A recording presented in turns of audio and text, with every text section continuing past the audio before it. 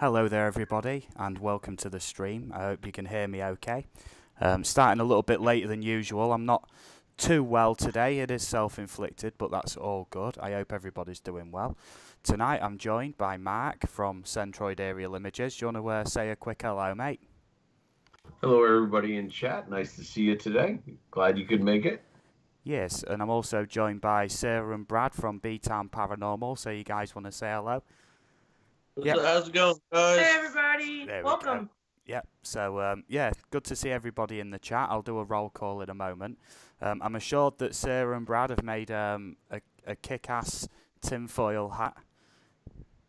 Yep. So, and Centroid's come up with a fruity little number as well, from what I've been told. A fruity little number. Nice.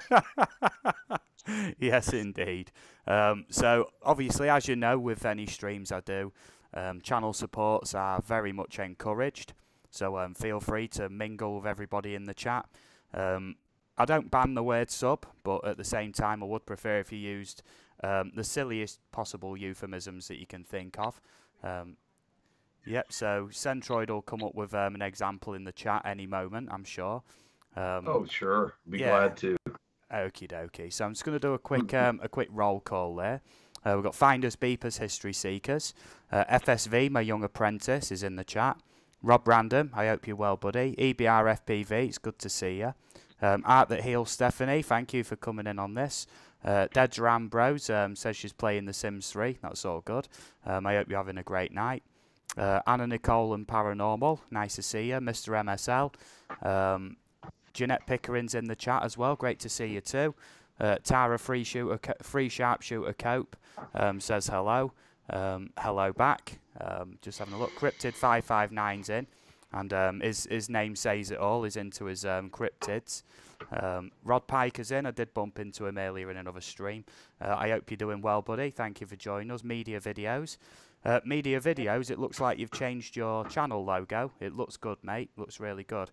So, yeah, tonight, as you know, we do a conspiracy theory live stream. I have been doing an OBS workshop live stream. I am planning on doing that most, if not every Thursday that I'm available to do it. So feel free to tune in on that if you want to get any hints on how I set my OBS up.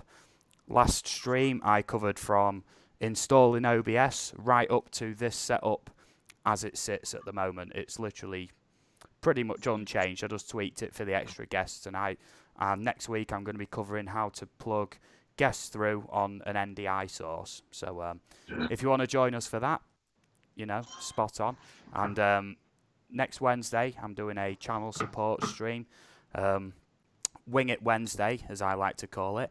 And last Wednesday ended up having 37 people in at one point. Some people went up 10 or 15, 20 subs even, joining, all meeting great people and networking. And I'm actually quite honoured that that's happened through my channel, basically, because I visit a lot of support channels and streams, and it's nice to give a little bit back in that respect. So, yeah, thank you everybody for joining us. We've got ASAP Fishing just come in as well. I'm sure that there is going to be more people coming in. Obviously, I only scheduled this in at about 9:30 UK time. I am running a little bit late today. Yeah, it's all good. It was because my missus was playing Pokemon, and I couldn't pry that controller out of her cold dead fingers, basically. So, you know. Wait, are you saying she's dead now? No, it's all right. I'll report it in once the stream's over, but for now I can't be doing with any interruptions, so that's all good, you know. Do you want to shout hello, babe, just to reassure people that you're still alive? Hello. Okay. Rob Random wants to know who's the visitor behind me. What's his name again? Graham? His name is Graham. Right, which I think is quite a funny name. It's my new conspiracy theory live stream mascot. This is handmade, and I've had this figurine since I was a little kid, and I thought it sits in front of me TV. Why not bring him in as our friend on the stream? Basically, he's a cool dude. He just stares blankly through your soul. you know, all day, every day. Just keeps you on your toes, like, you know. So, like I say, I've got a whole slew of great conspiracy theories again for you all this week. Mark, you were saying about you have at least one that you wanted to discuss yourself that you've been looking into. Yes. Yeah? Yeah, a little bit. It was one I picked up on. You want me to start off with it? You can do, mate, yeah. You can ease us in. Okay, well, it was interesting. I was in, I think it's North Nottingham Paranormal channel I just subscribed to through Adventures with Jay. Nice stream. I learned a lot being in there, and we were talking actually about drones being used in the trade that you guys do in the paranormal field.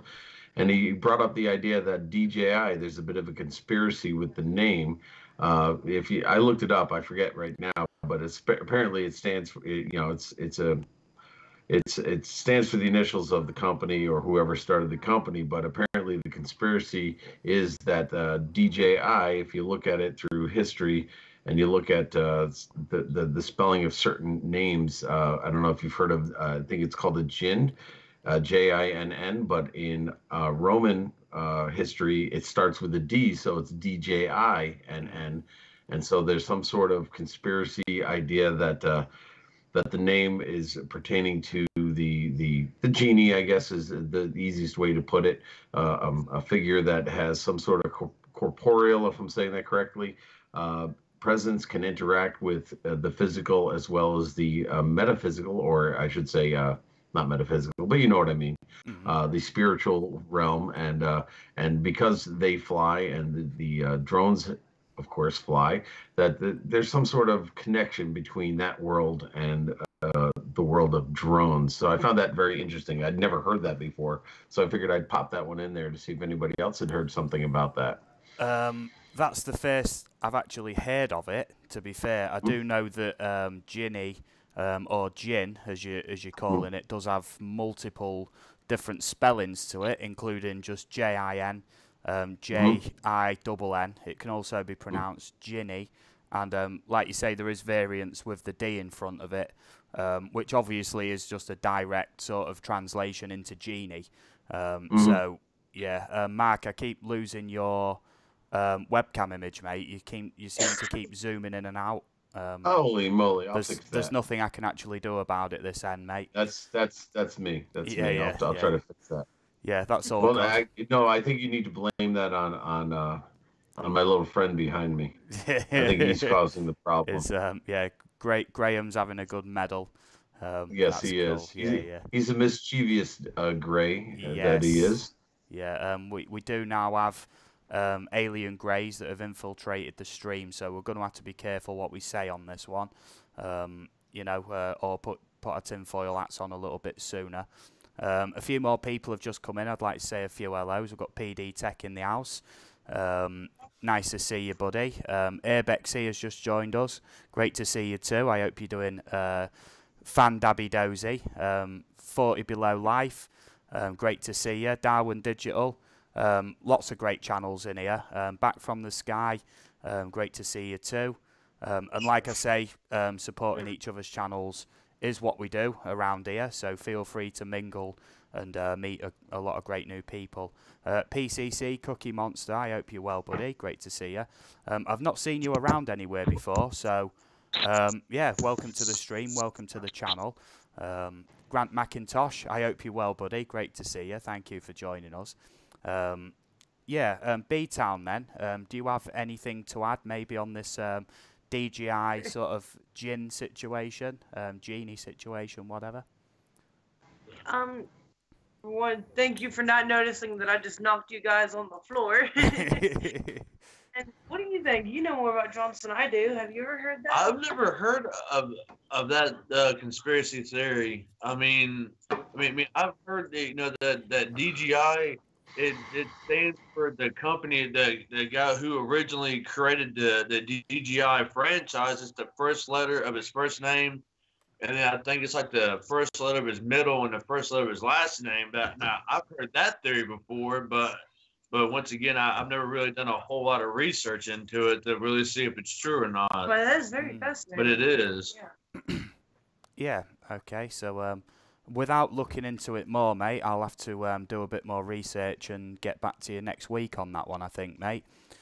Because so are you suggesting that I actually came up with a conspiracy you haven't heard of yet? I haven't heard of that one at all, mate. Oh, I think fine, if it's fine, literally fine. referring to the initials DJI and that being linked to the name Jin, I don't know how much there is to that without knowing any more information to it. I can't make any links without any more information. Like, you know, I can speculate. You know what I mean? I know all about the word Jin and Ginny, but like I say, I need more evidence in front of me. You know what I mean? Rather than just the name relates to Jin. You know. There's new faces in here tonight. I'd like to welcome everybody in. Tavi Smith, great to see you. Good friend of mine, Kieran from Abandoned City Camo Crew, is in the house. You know, make sure you check him out. The links to my guest channels are in the description below the stream. So if you want to go support them, I highly recommend it. They've got great channels and great people as well. So you know, just all round awesome channels in here on stream and in the chat as well. So Love My Drones just came in. I hope you're well, buddy. Great to see you. Thank you for joining us. That's all good. So do you want me to start off with one of mine? You know what I mean? We'll have a go from there. Sure. Yeah, yeah. Okie dokie. So I'm having a look through some of these, and essentially, I'm just going to start with a random article.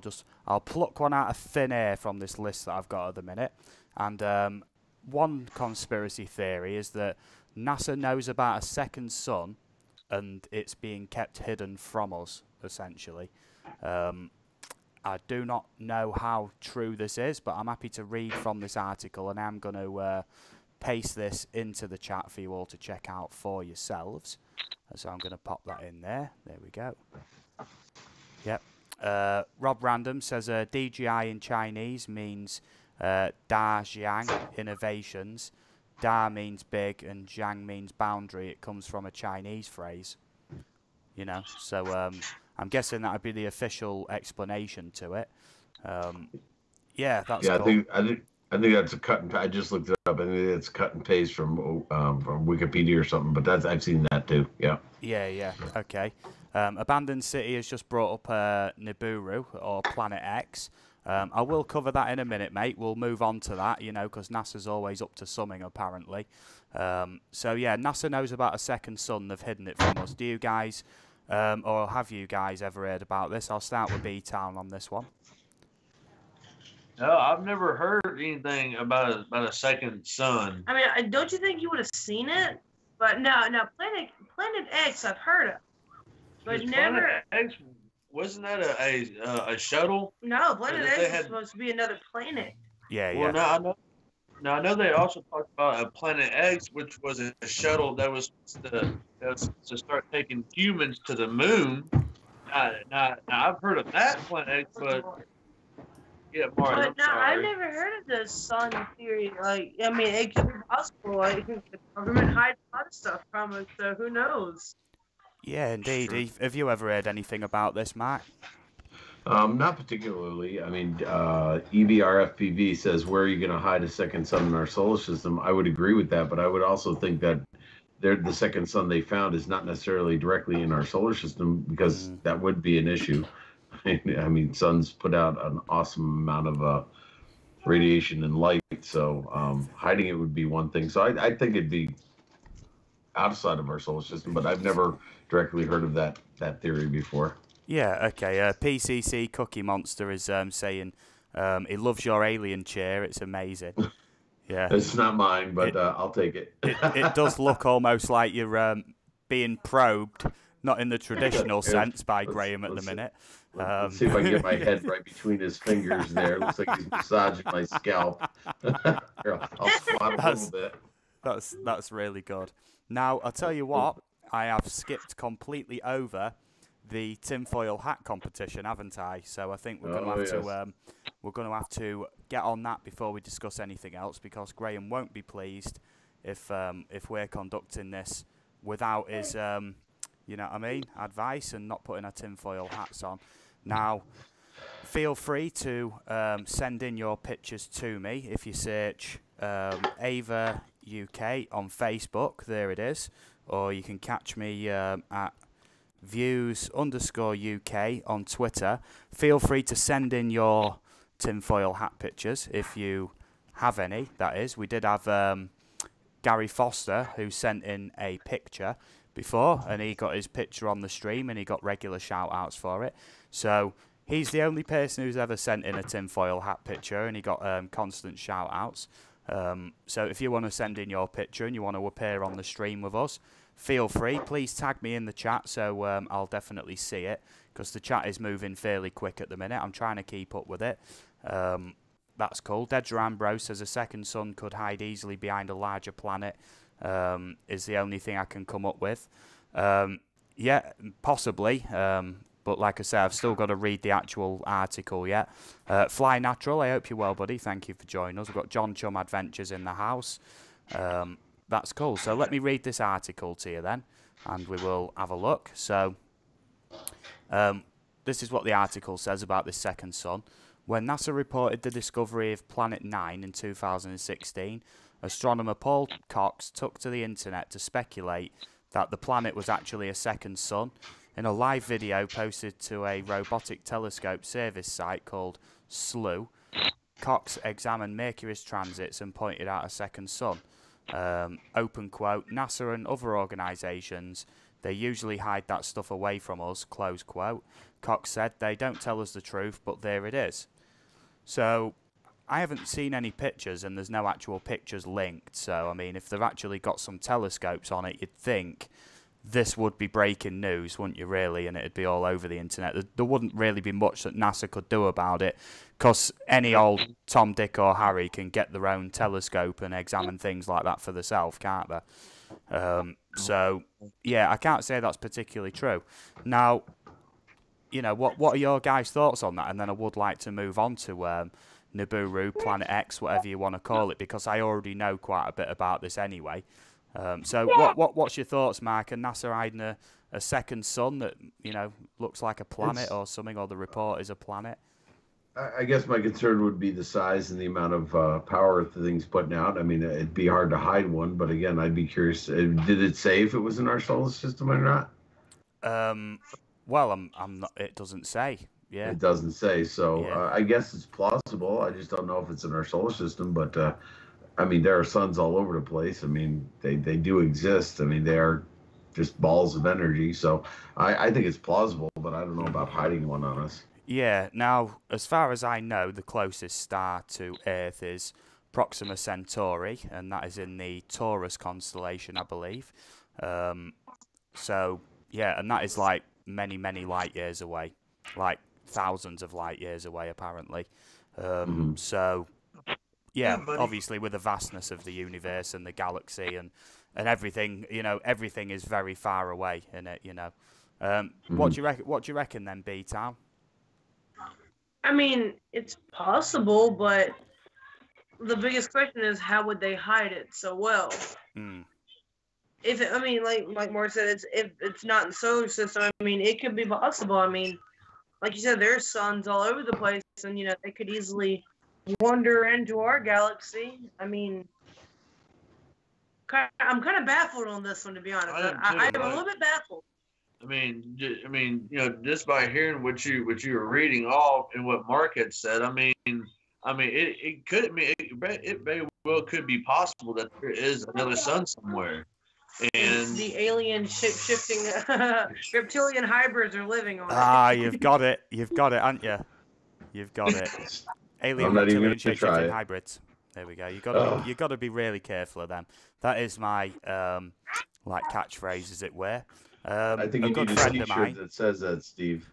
Yeah, I think so, yeah. Gimmicks has just come in the chat. He's a good friend of mine. Real name Lucas. I hope you're well, buddy. I ain't seen you in a while, but I hope you're doing swell. He says, I believe in a double pendulum spherical Earth with an aluminium core. That's a new one, mate. And I you know, at some point I'm gonna chat to you on Facebook about that. If you've got some, if you've got a real theory about that, I'd love to hear it.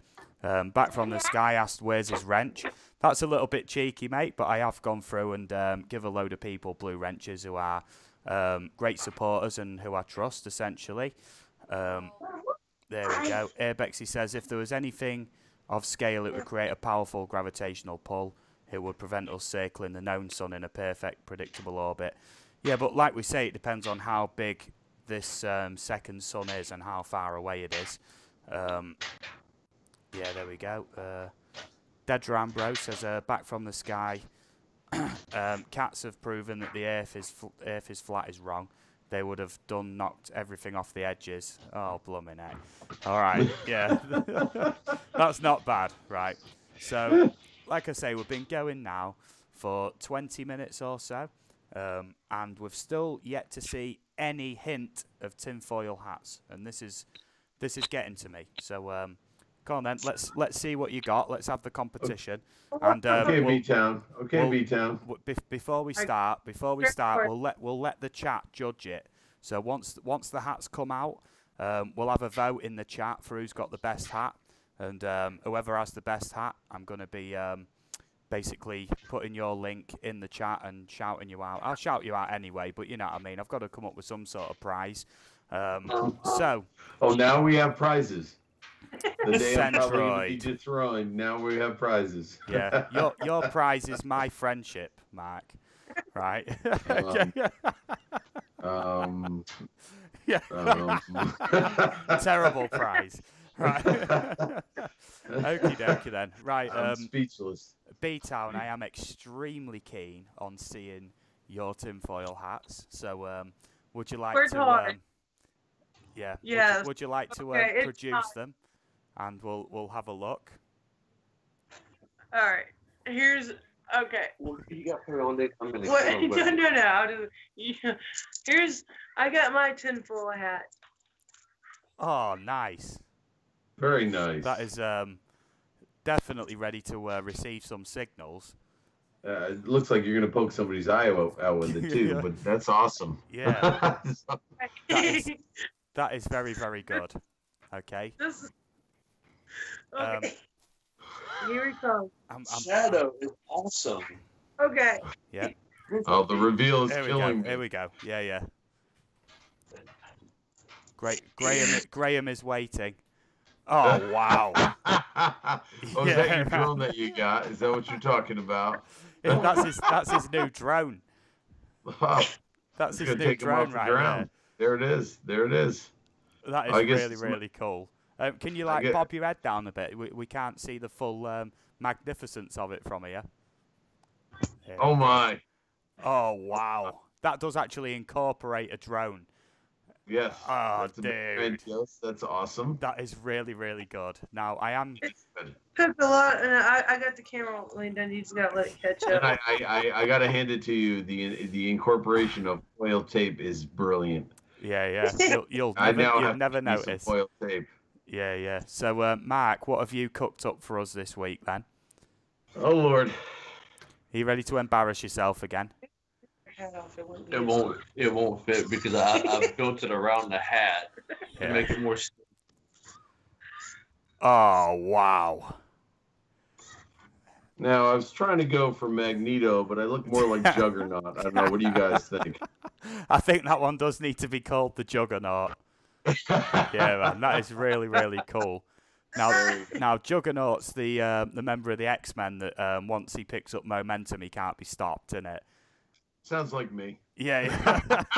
I got the mass. I've got the mass. Yeah, like an unstoppable force of YouTube. Centroid has just come, mulling in, basically. You know what I mean?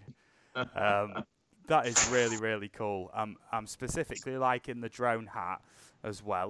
So they're really, really cool, right? Bearing in mind, my hat is the same. Mine is my staple trademark Hive Mind hat. So I will now produce that for anybody who hasn't seen it before. I do have to block out the signals, basically.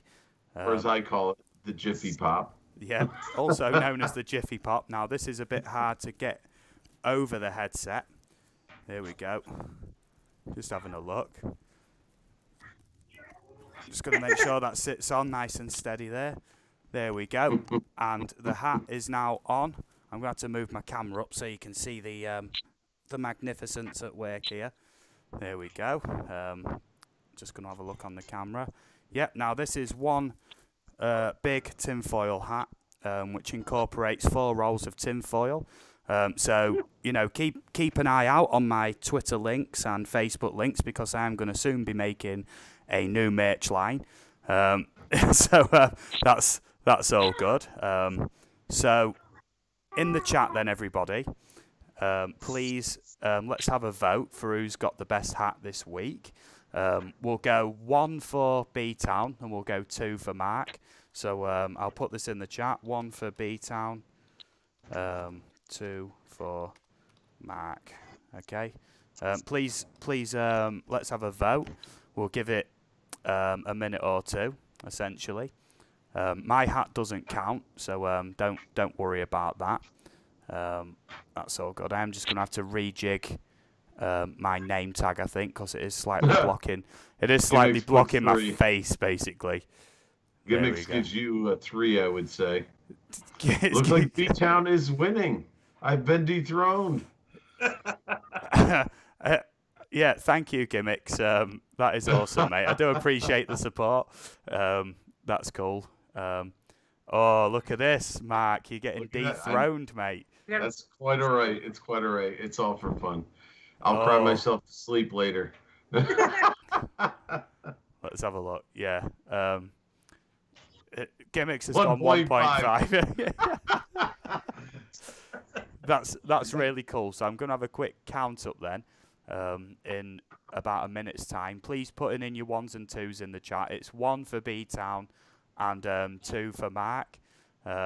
What nicknames would you like to give your hats, B-Town? What would we like to... What, name it? Or... I think Sarah's needs nicknaming Harp, and Brad's needs nicknaming the Wright Flyer, but not right as in the Wright brothers, as in right as in correct. You know. That'll work for me. Yeah, that's really, really good. Dangerous Criminals just came in. I hope you're doing well, buddy. Gamer One UK, awesome stuff. Lauren Amy, my lovely partner, is also in the chat. I hope you're doing well, babe. She is like sat just off camera here, and she combs the chat essentially with the blue wrench, you know, like all my good blue wrenches do. That's spot on. Somebody did come in earlier, Aviation Dude. I hope you're well. He asked, WTF is this? Someone has hidden him. That's fine. Yeah, we don't generally have any swear words or anything in there. Yeah, if somebody, you know, I mean, I do trust people. I am very trusting. Obviously, no swearing in the chat, please. I'm not going to tell anybody off too much, but it's up to my blue wrenches if they want to unhide you, basically. If you got a blue wrench, obviously, it's you have the power to do it. Essentially, it's whatever you think. The trust is in your hands. You know what I mean? So that's all good. Yeah, Jeanette says, I think Mark needs to up his game a little. Yeah, I set the standard. I know. I set the standard too high. But to be fair, there's 21 watching, and I only seen like 6 or 7 votes. So I don't know. Yeah. Jury's out still. Jury's out still. Let me have a look. I'm counting up the ones now. There we go. We've got 1, 2, 3, 4, 5. Oh, two are halfway. So we've got 5 in for B-Town then. 1 vote for me. You know. Here we go then. I'm counting up the 2s now. We've got 2, 1, 2, 3, 4. Oh, it's 5-4. You know, one vote could make this a tie. All someone needs to do is put a 2 in the chat, and we've got a tie, and it saves Mark having hurt feelings. If anybody had put a 2 in the chat just to humour him, you know. There Lauren we go, Amy, mate. There God we go. bless you. There God we bless go. Yeah, that's now I awesome. can sleep tonight without crying. Yeah. Gimmick says, I didn't mean aerial views with that 3, though. Oh, okay. So my hat didn't get a vote, and I wasn't included anyway, to be fair. Jeanette Pickering, it is a dead tie between B-Town and Centroid.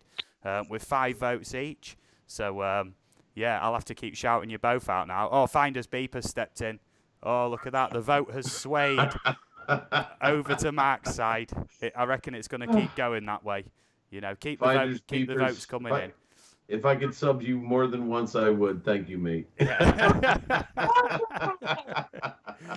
Oh, that is awesome stuff. You know, thank you everybody for voting in that, and the vote will stay open throughout the chat. You know, if you want to put a 1 or a 2 in, that's cool. Gimmick says Steve is 4, so I vote 3.99. Cheers, Gimmicks. Thank you, mate. That's all good. B-Town has 2 for the price of 1. True. The odds are in your favour, B-Town, just statistically. You know, I really do think that a good hat for you both would be one that Centroid suggested, where there is actually like a link between the two, like tinfoil the caps. umbilical. Yeah, the umbilical. Yeah. Like Hampton, like making an umbilical from going to birth and they get mine. I got loads of ideas. That's the sad part about this. Yeah. I won't be able to move a whole lot. Oh, that's really good. And like I say, I really do appreciate the effort on these hats, guys. I really do. We have a good giggle with it, and yes, you know, and everybody in the chat does as well. Like I say, I'll re-put my links in. So search Facebook for Ava UK, just like this, or Twitter at views_UK, like that. Now, if you want to send in a picture of a tinfoil hat, you will get your picture up on the stream where my promo video's playing. So that's all good, and regular shout-outs. You know, even if you don't manage to make one tonight, there's always next week.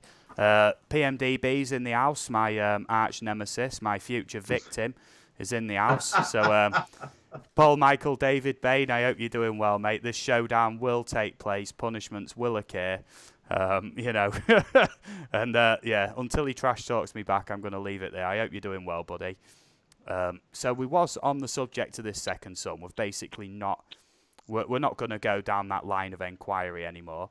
But I do want to talk about Nibiru, Planet X, essentially. Leanne Waite's just come into the chat. That is my best friend's partner. She's a lovely lass. And I know that from my conversations with my good friend, that she'll probably know a little bit about what we're about to talk about. Yeah, you know, so that's really, really good. So do you guys know anything about Nibiru, Planet X? Essentially, they are the same thing. I've heard of Planet X. Just rumors. Okey-dokey. I need a little background on it, because I think I may have heard of it, but I'm not 100% sure. Okay, well, bearing in mind I have no background information on this in front of me, but I've done my research on this for quite a long time. I'll just say a couple more hellos in the chat. We've got Cuddly Caffey, who just came in. Great to see you, Cuddly Caffey Vlogs, and Paranormal Wales UK. Somewhere in the chat, somebody said they're loving the accent. Thank you very much. Much appreciated. Yeah, I quite like my accent too, to be fair. Yeah. So Nibiru, then, Planet X, is a supposed 10th planet. Bearing in mind, Planet X, it's the Roman numeral X, meaning 10. And specifically, it refers to a planet in a very wide orbit of the solar system that does actually orbit the sun. And apparently it's like a 10,000-year orbit or something like that. And it does actually contain alien life. And this orbit is elliptical, so every so and so often the orbit swings in very close to Earth, and then there's visitations and whatnot.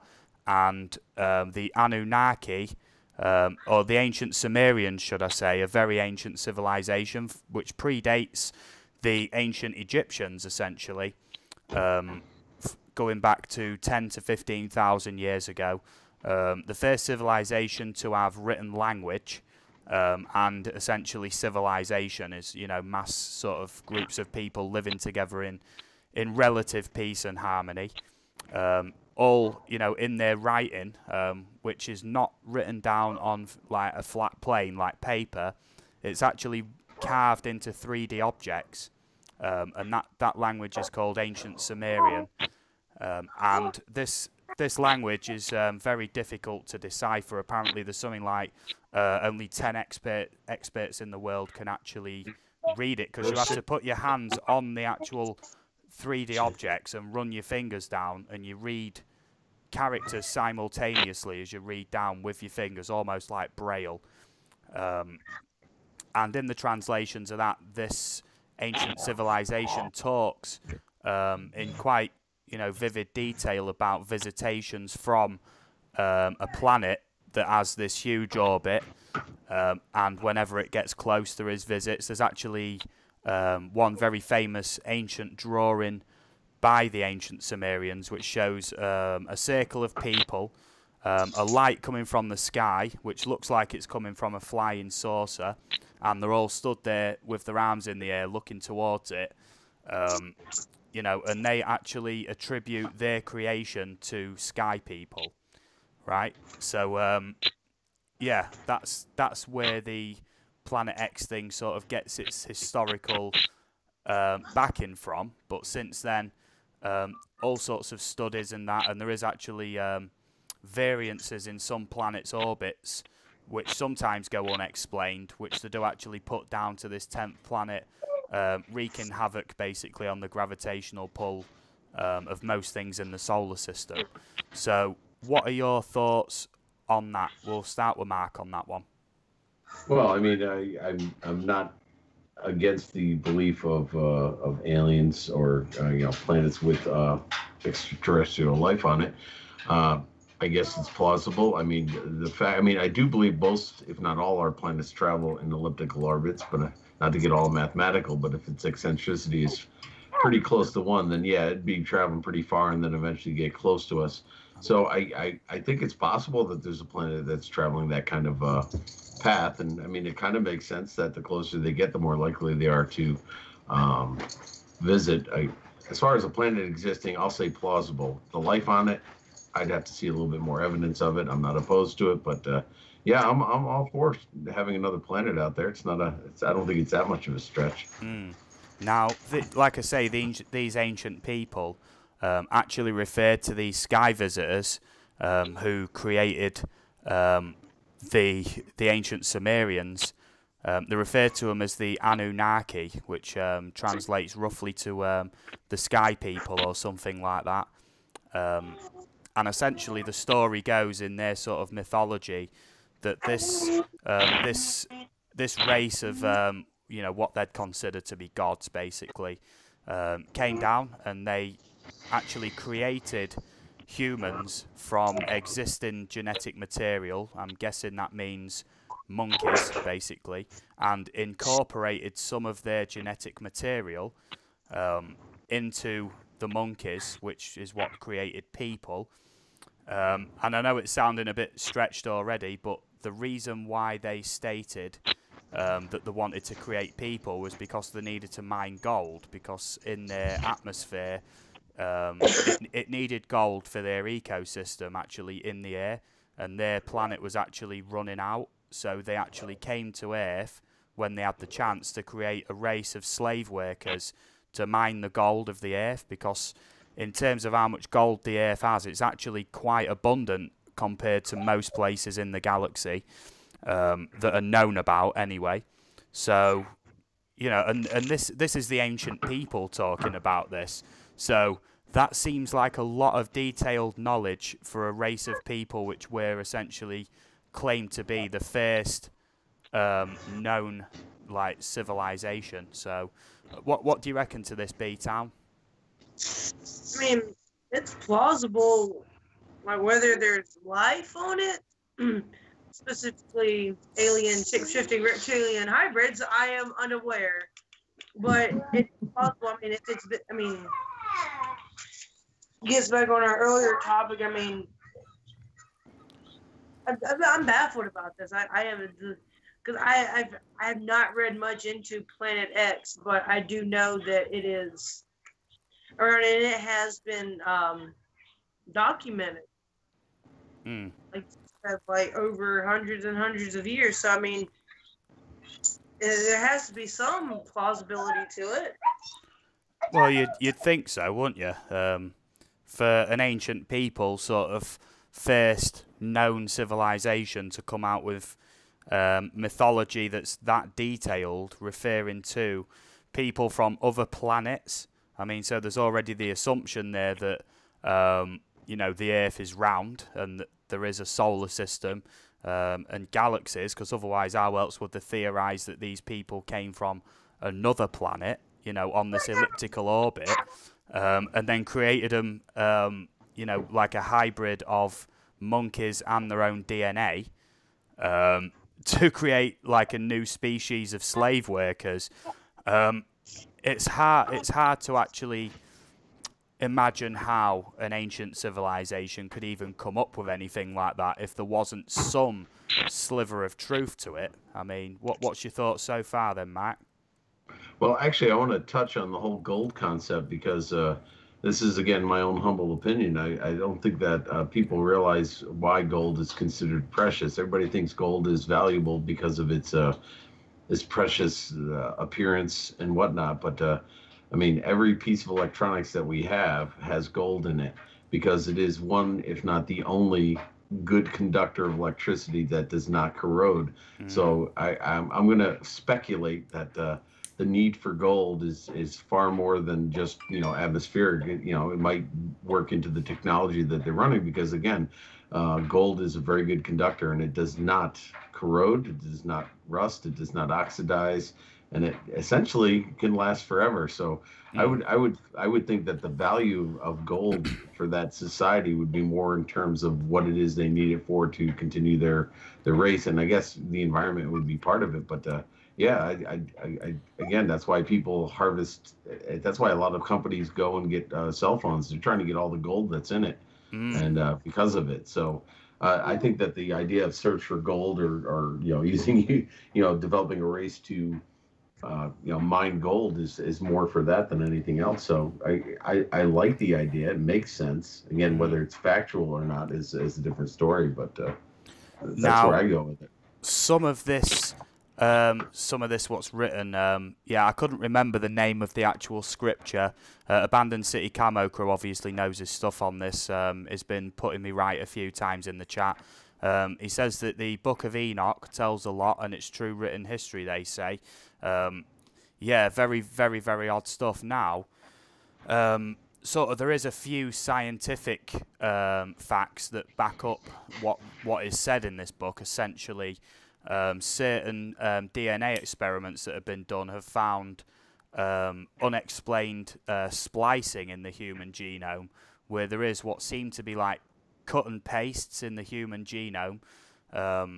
There's also what's called like genetic junk, basically, where there is just garbled nothingness in parts of our DNA, which literally does nothing. But not only that, throughout evolution generally, for a creature to get more complex, it needs more chromosomes. Whereas essentially it's believed that we came from either chimps or a close analogue of chimps, some sort of ancient line of monkeys. And essentially humans actually have 2 less pairs of chromosomes than chimps, right? So in terms of evolution, we're a step backwards really from chimps. So what's your thoughts on that? I'll throw that back to Matt because you was on a roll a bit there, mate. Oh, I mean, yeah, I guess you have to decide whether or not chimps are above or below the evolutionary ladder in that respect. I'm not a fan of that one. I don't think that. I mean, in terms of us destroying the planet, yeah, chimps have got us on that one. But as far as processing, thinking, you know, developing technology and such, I think that they'd rather have people who are going to help them technologically, unless they're looking for just pure slave labor in that respect to harvest gold, maybe. But I'm not a fan of the flip of that. That's for sure. Yeah, like I say, that's just a few scientific things that do supposedly back up this like ancient alien sort of creation theory, involving, I nearly said evolving then, involving Planet X. What's your thoughts on this so far then, B-Town? We're not really sure what's happening. We just lost the call completely, so I just completely missed everything that was. Oh, okay. Well, this will be a perfect chance for me to say hello to drone obsessed Jerry Calverley then. I hope you're doing well, buddy. I slipped that in there. Nice. Gimmicks asked, so how do ancient civilizations discover that the Earth is indeed round, and today's Flat Earth Society believes in the already disproved opposite? Well, essentially, many scientists throughout history, predating ancient Greece, essentially did experiments. I can't remember the name of the actual scientists or whatever, but it involves sticks in the ground and measuring shadows from the sun. And 2,000 years ago, or over 2,000 years ago, like an ancient Greek actually managed to calculate the circumference of the Earth to an accuracy of within 2% just by putting sticks in the ground. That is well documented. And they knew there was a solar system. They knew that the Earth was round. And obviously, it's believed in it that Christopher Columbus or something came up with a theory that the Earth was round. No, it's very much, been thoroughly known about for, since ancient times, essentially. And that is proved as well time and time again with the ancient Egyptians and the mathematical precision within the pyramid that signifies all sorts of things. Using pi, you can calculate the circumference of the Earth. It also sits right on the equator, the Great Pyramid of Giza, pointing directly north, directly south, east and west. And there is a lot of mathematical things you can do with the measurements of the pyramid to calculate all sorts of things about Earth using pi.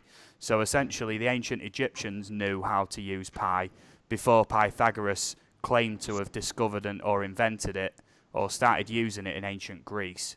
So anybody want to weigh in on this? I'm completely lost right now. The Flat Earth Society. It's been proven the Earth is round. Right. I mean, I don't see how they could even say the Earth is flat. I mean, if you all the pictures from NASA, they say they're show that the Earth is round. People say those are fake. The thing is about the flat Earth thing. My biggest question about flat Earth is, where did they come up with the scientific proof that the Earth is in fact flat? I do not believe that. There actually is very little to no scientific evidence backing it up. It's mostly speculation, hearsay, and their own personal sort of garage experiments and observations, basically. Most conspiracy theories, I'll openly say, it's plausible, or I'll at least entertain the idea that it might be right. But with Flat Earth, I do have to completely trash it, unfortunately, because I have not seen one scrap of tangible evidence to support the Flat Earth theory. Only just what people say they believe. So, Mark, do you want to weigh in, mate?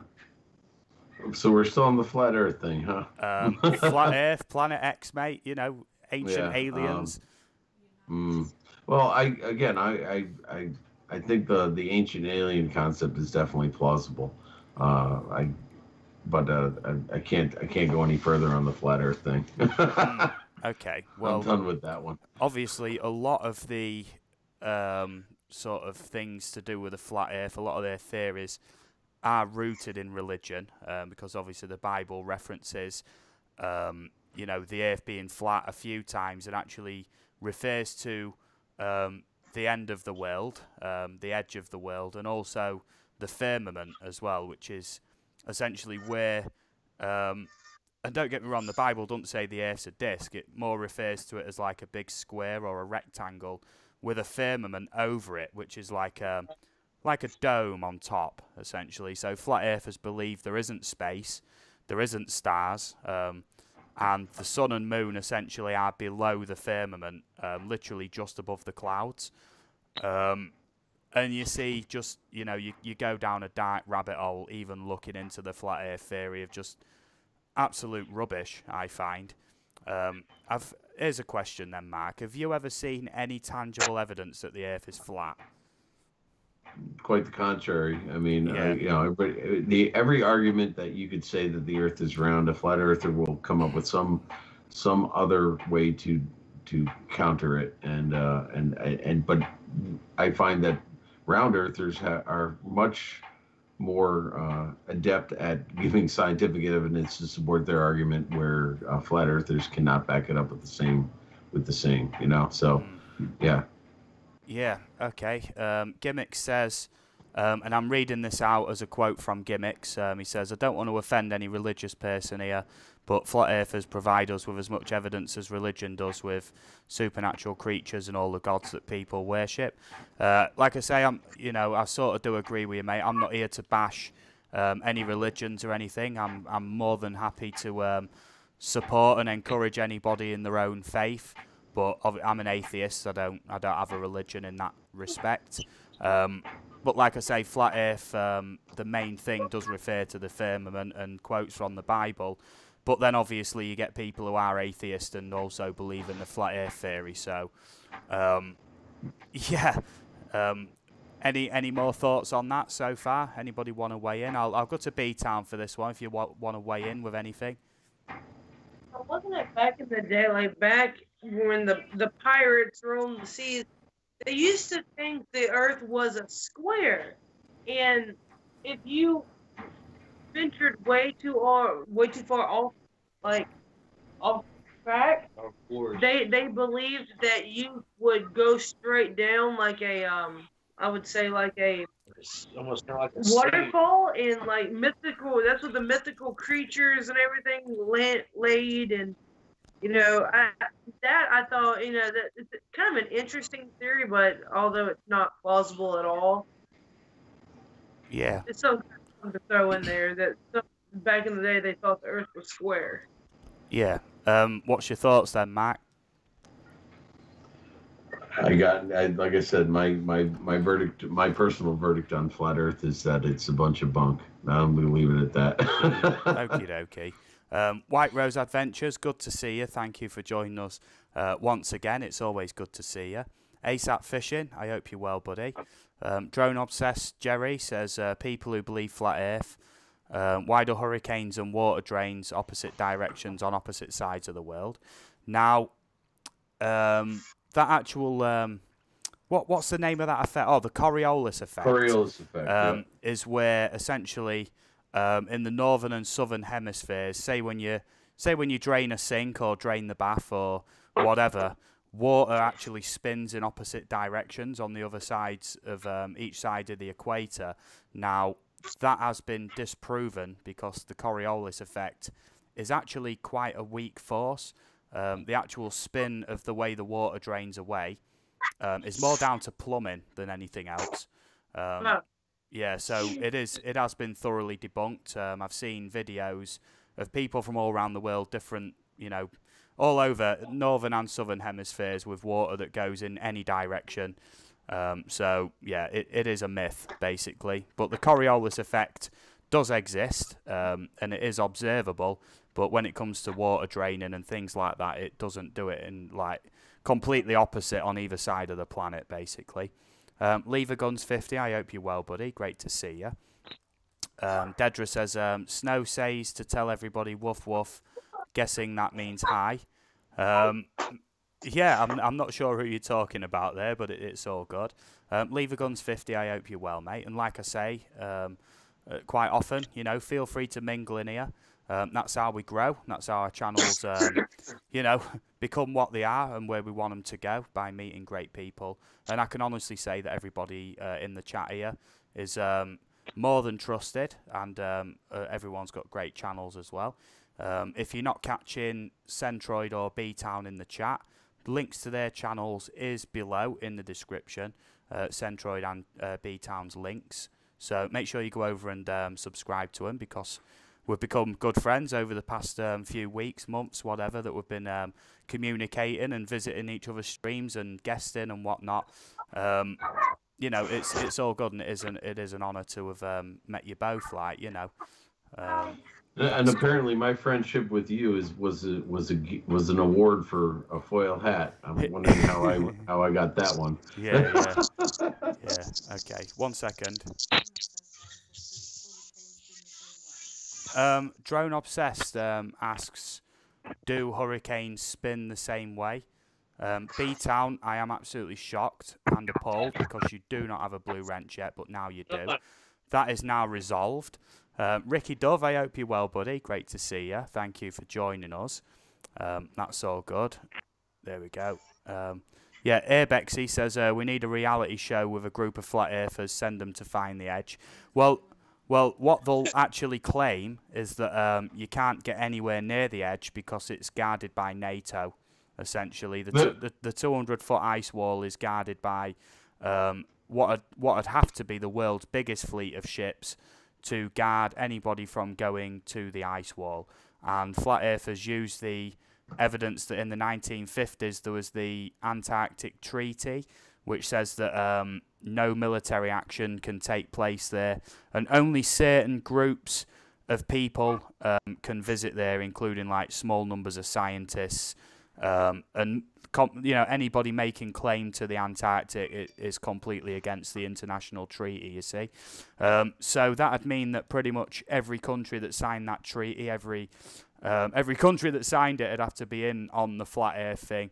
There's too many people that would have to be in on it for my liking to keep this flat earth completely a mystery, you know. And I've looked through some powerful telescopes and seen into the depths of space. Now, if there was a firmament with the stars like painted on it or something like that, essentially it'd be hard to imitate the amount of depth that you can actually record with these telescopes. Yeah, there's just so many things, you know, and one of the famous ones, they use a quote from NASA, funnily enough, which they completely don't trust. But with most flat earthers, when there's something that goes their way, they will use it, even if it's from an organisation like NASA that they say they don't trust one bit and is always lying to us. But as soon as there's a piece of evidence like, well, NASA says that you can't go high enough in a plane. I've been told that by a few flat earthers. I'm yet to have any link to that quote that NASA ever said that, because I have a picture, right, that out of an aeroplane window, out of a jumbo jet. And, you know, you can see that there is a curve, right, from that aeroplane window. And I've actually put like a line ruler to it, you know, within the image editor. And there is a definite curve. It's only a couple of degrees, but it is noticeable on like a, you know, on widescreen, you know, landscape. So, yeah, I mean, I have picture evidence that the Earth is round. And they'd probably say something like, well, the windows are curved, or it's just images being played in, or something like that. There's always, you know, something that they'll throw at their own, you know, any sort of tangible evidence against flat Earth. I think most of it is delusional, and most of the time with these conspiracy theories, I won't say that. But I mean, I'm happy to call out any flat earther who wants to be on this show and literally have a good conversation with me, because I think that would be hilarious, you know. So my email address is Ava UK 2018 at gmail.com. Feel free to message me on there if there's any flat earthers watching this back, and essentially, you know, I'll invite you up here to have a chat with us. That's all fine, you know, if you want to come up and have a chat with us and try and change my mind. My missus is saying, oh no, but yeah, no, I think that would be good. And I mean, you know, I mean, to be fair, Steve, without mentioning anybody's channel's name, there was that stream we went on where it didn't matter what you put towards the host, so to speak, who was a flat earther. They just bypassed your comments or just completely said, well, you could say that, but I don't believe it. There was no support whatsoever in their argument. No, not at all. Adventure Success, I hope you're well, buddy. I don't recall seeing you about, but You know what I mean? Great to see you. Welcome to the channel. Welcome to the stream. Dad Random's in the house. He says the earth is flat, and that's all that needs to be said. We've got a troll in the house. I hope you're well, Dad Random. Great to see you, mate. So yeah, that's an open offer to any flat earther who wants to come on this show and try and change my mind, essentially. I'm open to it. I'm open to that conversation. You know what I mean? Gimmick says, do not discriminate flat earthers, just debunk them with a good point and they'll eventually hush up their poorly structured theories. No, they won't. They'll come back even stronger with something or other. And I've seen this time and time again. And a common phrase by people who make like anti-flat earth content on YouTube often refer to their methods as changing the goalposts. So they'll set a challenge for somebody to disprove flat earth. As soon as they do, they go, well, no, I meant it more like this, and completely change the frame of the question completely to a point where it's not even possible to do that, you know. I remember watching a video by, there is a good channel called, I don't know how to pronounce it. It's called like Heath, H-I-I-T-H. Quite a young lad. He's very intelligent. And essentially there's a picture of, I can't remember the name of the lake. It's Chattanooga or something like that. And across it they built pylons all the way across. And this lake's so long, you can see the curve of the pylons going over, and they'll go, oh no, that's refraction, or that's something else like that, with no evidence whatsoever. And then as soon as, you know, they basically offered like an open question to provide evidence or show me some clear evidence that there is a curve. So as soon as they were showed that picture, one of them came forward within minutes and said, like, did their own video. Oh, well, basically, yeah, you know, and they did, like, on a flat table, they put all these bottles of tomato sauce, basically, empty ones, and then did, like a perspective thing down the table with a camera and said, yeah, look, it will look a little bit curved doing that. But then, obviously, this picture showed these pylons to be far more curved. And then said, you know, once they'd seen this quite epic curve, turned around and said, well, no, you need an angle from the side, you know.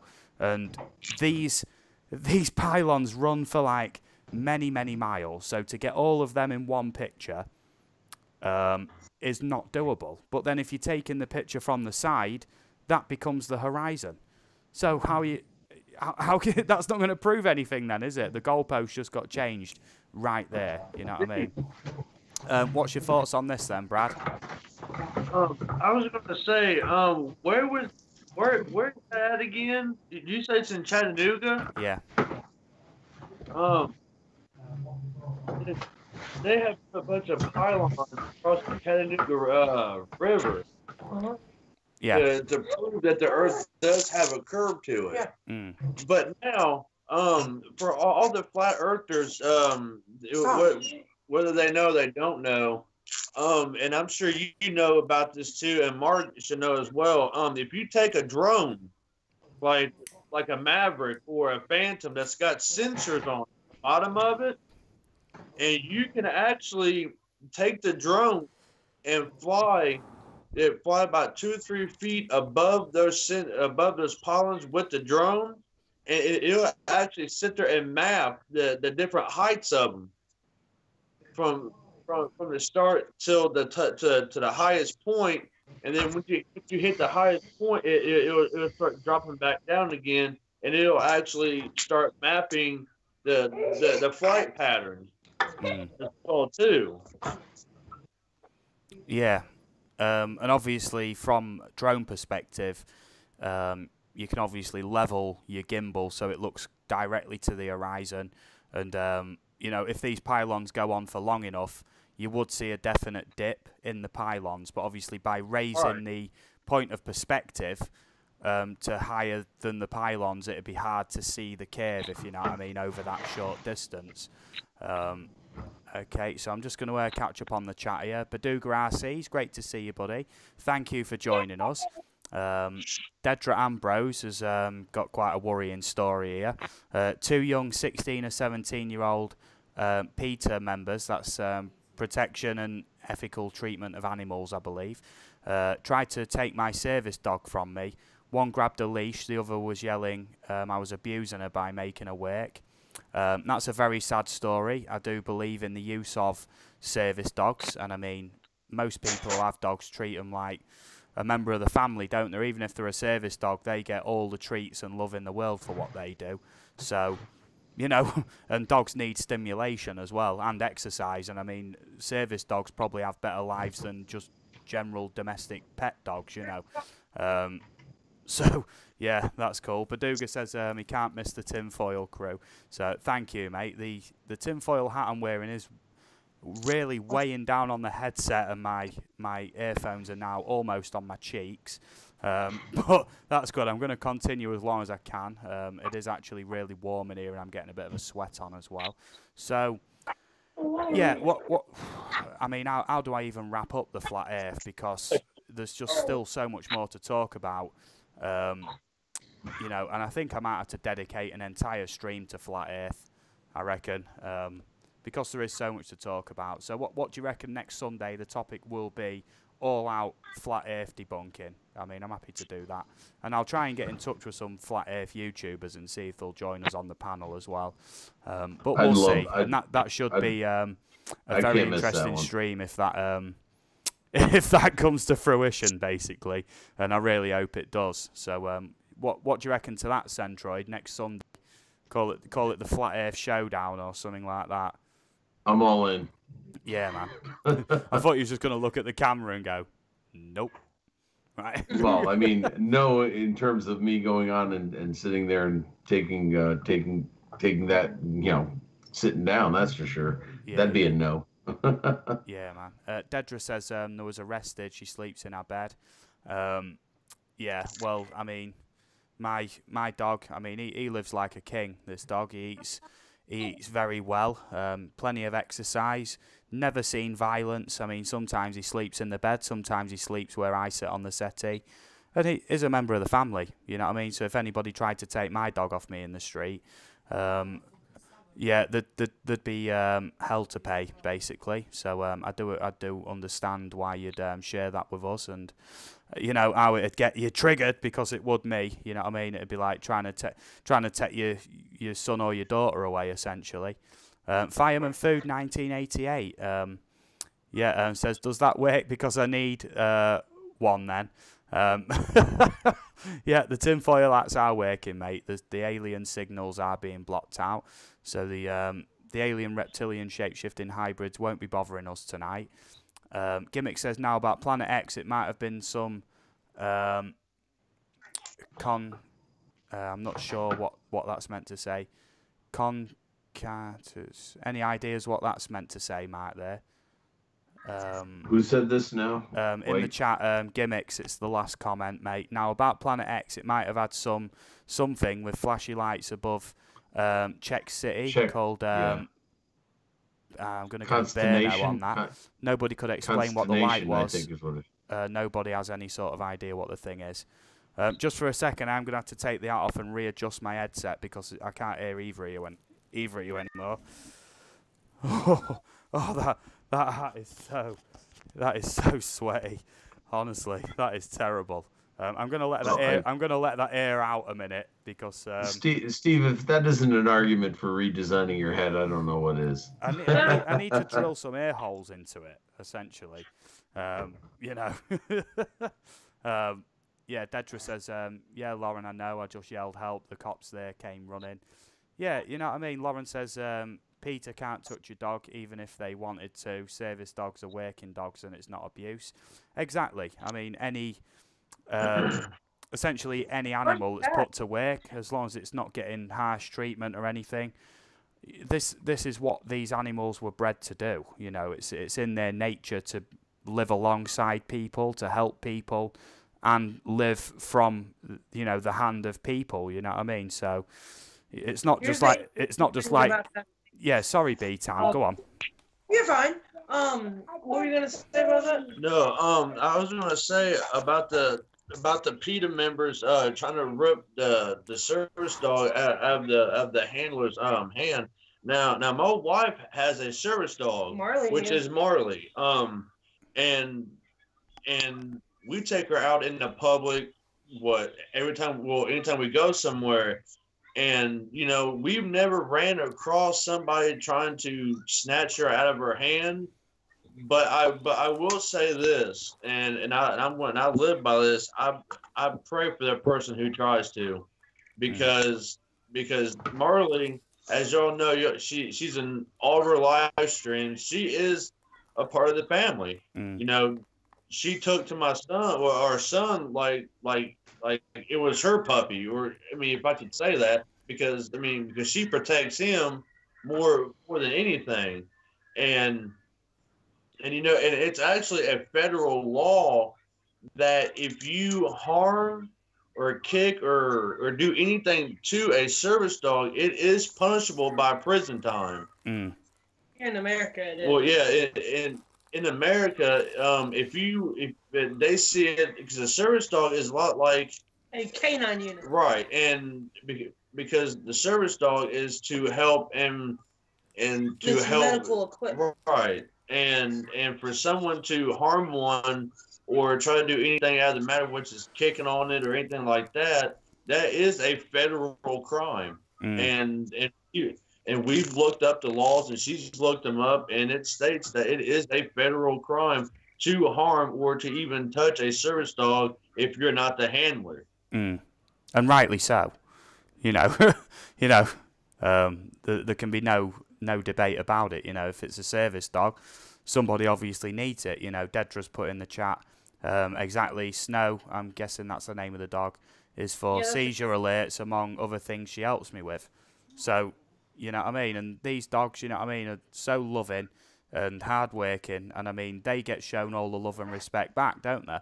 It's a better life than being a pet in most respects, because to a dog, they like structure, they like, schedules, they like responsibilities, and they especially like stimulation and exercise. So they get all of that as a service dog, don't they? They're never sitting about doing nothing, Marley,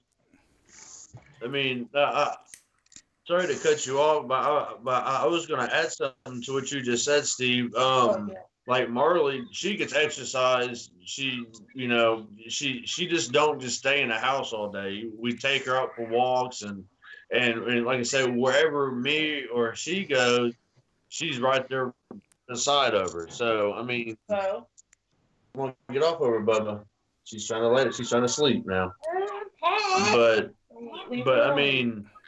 like I said, she's constantly moving. She's always in training to better her, to better the dog and for her abilities and everything. And I just find it cruel and unhuman for someone to grab another service dog. Now, they try to say they're abusing them. Dogs aren't meant to work. We're abusing animals because dogs should not be forced to work. Yeah, that should be another conspiracy theory, let me tell you. Yeah. That's what service dogs are there for. They're not only are they a part of the family, just like a police canine unit. They're treated as a kid. It's not like they sleep outside at night. Or Marley sleeps with Bo at night. So a service dog is just like another human. They're treated as such. Yeah, this is what I mean. It's they're a utility dog, aren't they? People need them to get about. They need them for all sorts of things. That's why they're used. You wouldn't just walk your dog everywhere if you wasn't blind or you needed the assistance. Like, you know what I mean? And like I say, I fully support the use of service dogs. As long as they're being treated well, there's nothing wrong with it, is there? Yeah, but people do bring their pets into public. That's when it becomes a problem. I could harp on this all day. I really could, because I have seen some stuff in stores. I got a question. I got a question. If you're going that far against service dogs, we've used animals for service since forever. I mean, you could say that about horses, cows, anything. Does that mean PETA believes that we should not have domesticated animals at all? I mean, I get the mistreatment of animals and things like circuses and such, but when it comes to service dogs that provide a service to humans and they get the loving and caring that they deserve, I don't understand why there's even an argument by PETA for that. Yeah, exactly. You know, I thought they was a group to actually stop the abuse of animals, whereas service dogs are not in any way, shape, or form being abused. You know, they're put to work, but like I say, that is the living that they earn in terms of, like you say, the companionship and the food and everything that they receive, and the love and care. You know, shelter and everything. You know, Dad Random, I did see your message, mate. You've sent me an email straight after the stream, mate. I'll get to responding to that. That's all good.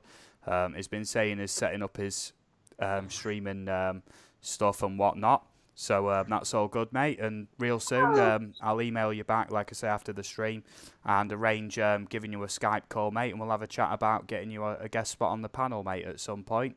If that sounds like good stuff to you, mate, I'd be more than happy to do that.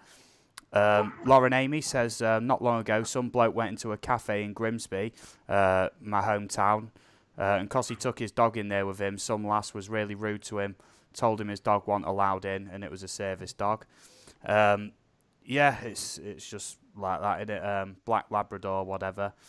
Don't get me wrong, I love all dogs. I've always had an affinity with them, and yeah, I especially like Black Labradors. They're very intelligent, very loving, caring dogs. They really are. Yeah, that's a lot about dogs, right? but it's we can go on for hours. We can go on for hours about this. Yeah. Can I make a suggestion on a conspiracy theory? Because I just thought about it. Yes, indeed.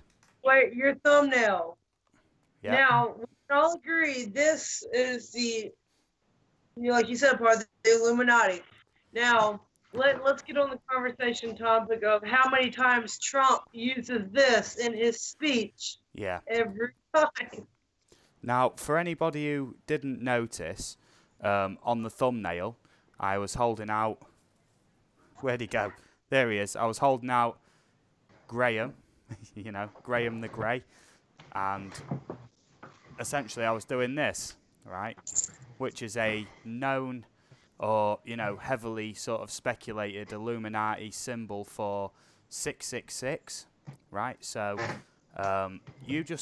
you'll pick up on it more and more now that you know it, and you'll see that very often with politicians, you know, TV personalities and all sorts. When they're speaking, they're often doing this when they're making key points, you know what I mean, or talking about things, and sometimes they're not even referring to what they should be talking about, really, or why they're there, but they're doing that 666 symbol. And like you say, Donald Trump in most of his speeches is doing that symbol with one hand or both. Whether that's just like a quirk that he does or whatever, I don't know. Mark, I have noticed your dog, mate, but I was on a bit of I'm worried about it. I was on a bit of a train there, wasn't I? Do your thing, man. What's the name of this dog you've got? This is Theodore. This is Teddy. Oh.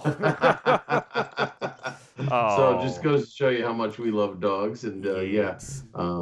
He's spoiled. So Teddy, his name is, babe. Teddy. Oh, yeah. So you think Donald Trump is an official member of the Illumination? Yeah, the illuminated ones, the ones who stand in light, basically. Yeah. Yeah. 1 second. You know what I mean? While we're on the conversation of dogs, this might go horribly wrong. I just want to show him off on camera real quick. Let me just point the camera down, look, so you can see him a bit. And I'll bring up my camera preview there. Yep. Hey, come here, mate. Look. Yep. Come here, mate. It's because I've got a wire in the way.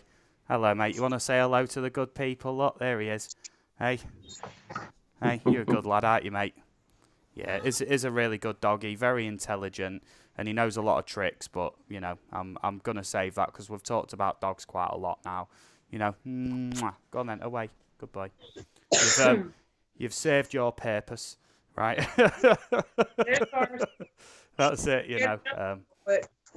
Yeah, that's all good. So, yeah, and I'm going to tie in what you was just talking about, or what you wanted to talk about, which is the Illuminati. And I deliberately did that sign in the thumbnail for anybody to pick up on.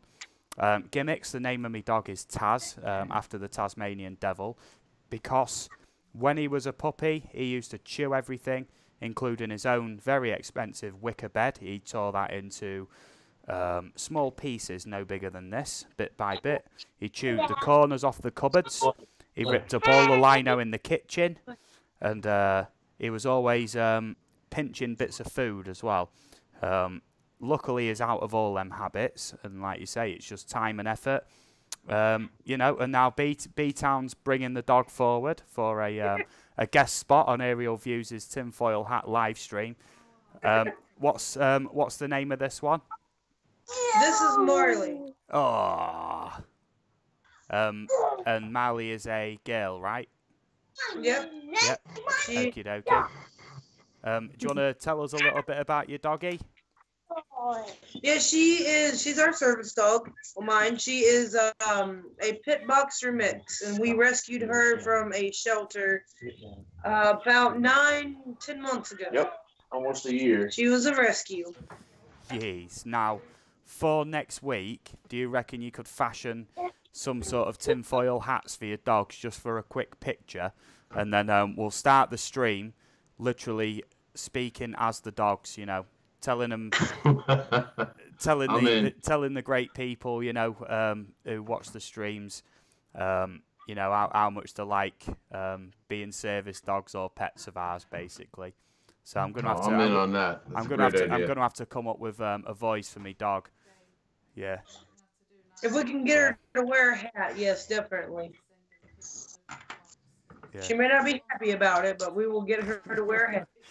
Yeah, me Mrs. Lauren has just come up with a good idea for next week. Anybody in the chat who has a dog or a cat, necessarily, if you want to, but cats are probably going to be less receptive to the idea of wearing a tinfoil hat.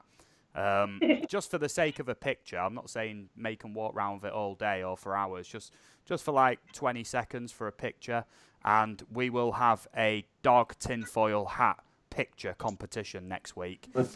So please, and obviously making one for a dog would be a lot quicker than a human because most dogs' heads are quite small. Wait, does that mean I'm off the hook? I don't have to make one for myself then? No, Mark, that still means you have to make a tinfoil hat.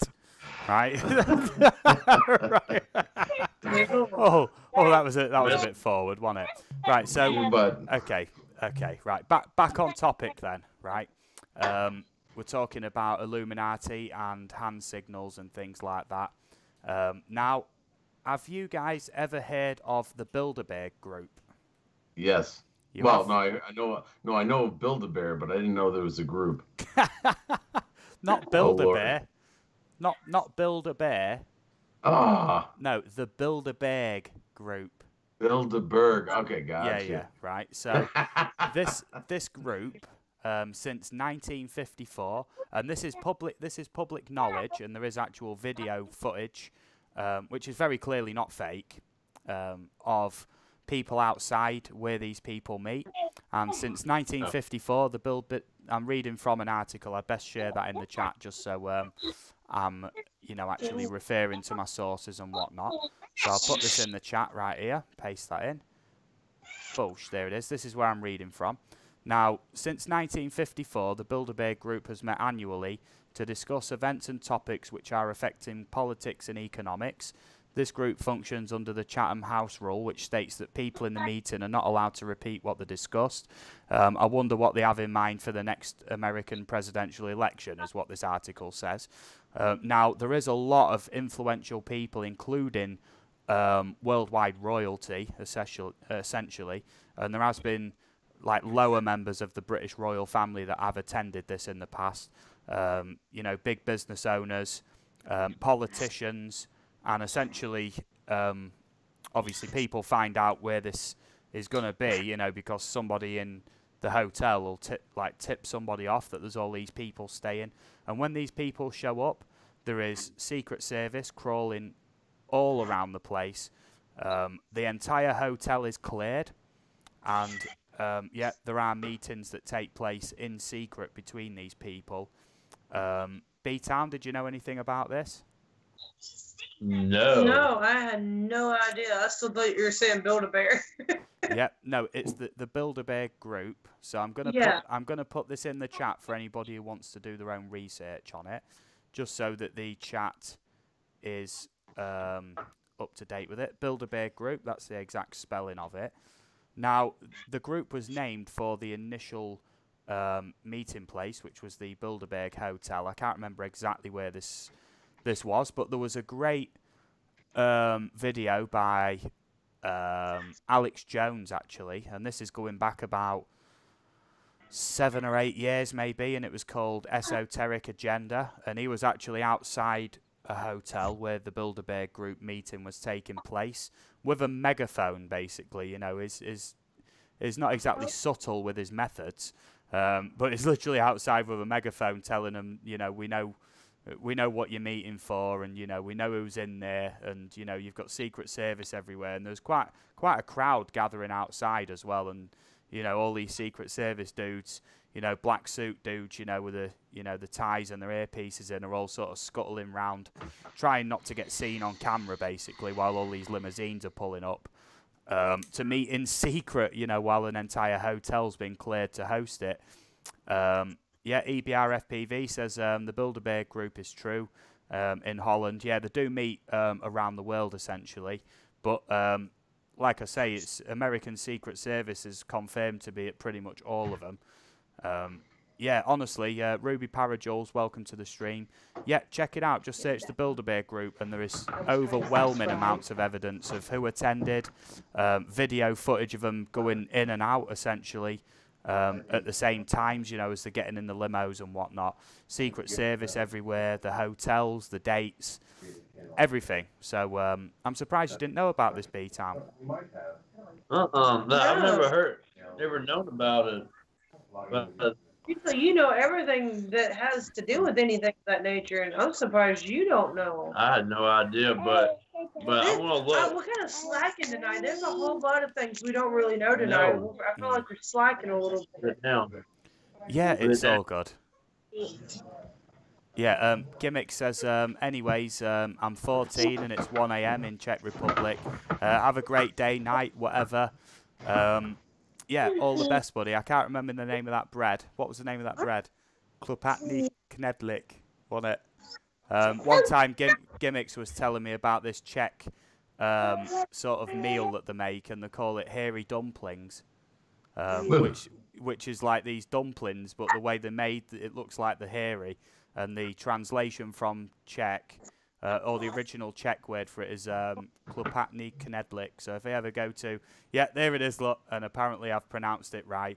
Yeah, I still remember it, mate. So yeah, that's all good. Thank you for joining us, and I'll catch you again real soon, mate. Yeah, he's an awesome dude, Gimmicks. He really is. Awesome young lad. So that's all good. So obviously that does tie into the Illuminati thing of secret meetings, secret societies and things like that. But it's obviously unknown which organisations these people are representing when they're actually going to the Bilderberg Group meetings, which happen at least once a year, by the way. Poet Maker, I hope you're well. Thank you for joining us. Yeah, so that's all good. Oh yeah, Gimmick, sorry, there's a turtleneck as well. I can't remember which one that is. It's another type of Czech bread. Yeah, but I'm sort of learning Czech breads, it seems. Kathy Cheren, I hope you're well. That is Mark's wife. I hope you're doing well. And I've said hello a few times on the stream and whatnot. Thank you for joining us. Much appreciated. You've shown up to see Centroid's hat. And the She came to see the dog. Don't kid yourself. Yeah. Great Grandma's Greenhouse has just come in. Thank you for joining us. We are currently talking about, well, surprise, surprise, the Illuminati. Most things tie back into that when it comes to these conspiracy theories. I know that was a little bit cringe, wasn't it? Yeah, but we're currently talking about the Bilderberg Group meetings. I am going to pull up a little bit more information in the background because I could do with some actual names and dates and everything. Let me just have a quick look. Yeah, like I say, I'm surprised that not as many people know about these things, basically. Let's have a look. Yep. I'm just having a look here, basically, in the background. Wikipedia. I mean, there's an entire Wikipedia page dedicated to it. Yeah, the Bilderberg Hotel, the original meeting place, is in the Netherlands, which is Holland. Membership is usually about 150 people, and then a smaller sort of core group. Participants, let me just have a look. Yeah. I'm going to read from this Wikipedia article one specific bit about the Bilderberg Group. Not the Bilderberg Group, for anybody who's just stepped in. I'm going to put the link to the Wikipedia article that I'm putting in there. So there we go. I'm going to read directly from the participants section, and this says, the participants are between 120 and 150 people, composed of political leaders, experts from industry, finance, academia, and the media. About 2/3 of the participants come from Europe, and the rest from North America. 1/3 from politics and government, and the rest from other fields. Historically, attendee lists have been weighted towards bankers, politicians, and directors of large business, and board members for large publicly trading corporations, including IBM, Xerox, Royal Dutch Shell, Nokia, and Daimler. Heads of state, including former King Juan Carlos I of Spain, and former Queen Beatrix of the Netherlands, have all attended meetings. A source connected to the group told the Daily Telegraph in 2013 that other individuals whose names are not publicly issued sometimes turn up just for the day at the group's meetings.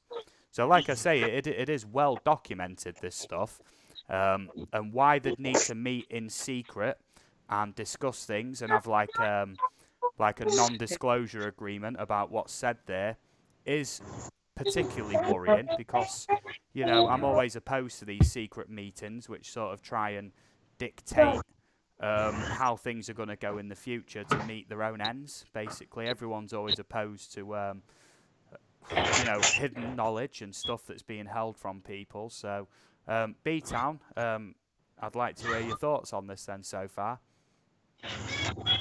I mean, it's almost on the same note as the Illuminati. You know, the Illuminati do believe in one world, one world order. And I'm getting from what you're saying about the Bilderberg, they're on that same level. But by having meetings in secret like that, I mean, it's kind of, to me, if you're going to sit there and plan what's going to happen within the next years or what have you, shouldn't you think that you should let everybody else know and stop being so secretive? But I mean, I can, elementary way to put it.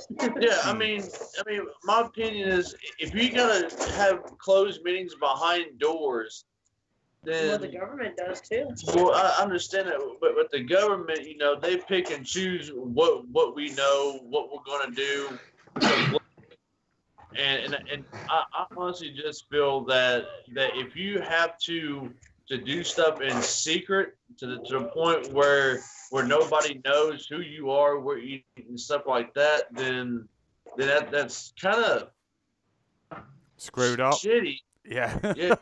It's kind of shitty because you have to go behind people's backs to have these top secret hidden meetings when just like the Hellfire Club, everybody knows what their meetings consist of. Preaching in front from a big carved owl, getting drunk and having debauchery between each other. Yes. And, now, what you're referring to there is the Bohemian Grove meetings. Am I correct? Yes. Yeah. Yeah. And actually, I was watching a show on the History Channel a couple of years ago where it was a group of people. I forget the name of the show. I think it was like one was an ex FBI agent, one was an ex Marine, or he was an ex Green Beret or something like that.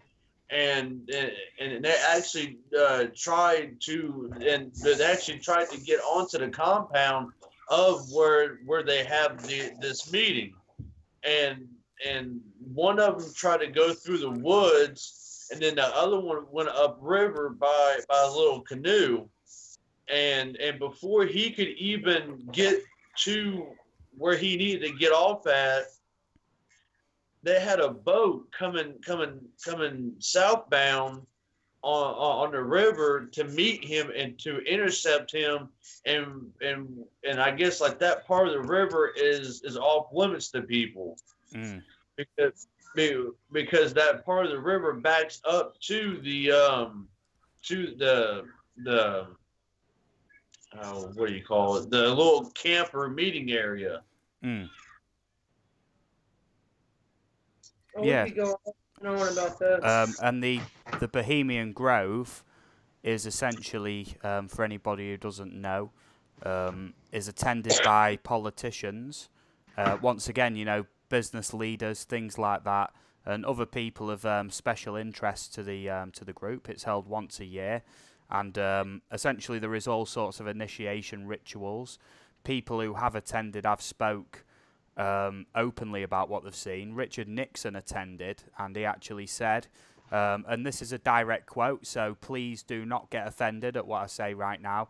He said, "It is honestly one of the faggiest things I've ever attended," is literally his own words. But obviously it was a different time for political correctness back then. That is a direct quote, you know. I just have to say that I don't mean offence by saying it. I have to quote it. So it is confirmed that, you know, even ex-presidents, or I mean, I think he was leading up to being president at that point. I think it was a few years later he became president. You just have to wonder what's discussed at these top secret meetings, unofficial top secret meetings, shall I say. What do you reckon then, Mark? You've not weighed in for a little bit. I mean, you've got these secret societies still kicking around. I mean, yeah, I guess they exist, but yeah, I have a problem with these secret meetings too. I'm reflecting on what Dad Random said. He said secret is the key to the increase in interest and resentment. These groups assume world ignorance and need a ruling class.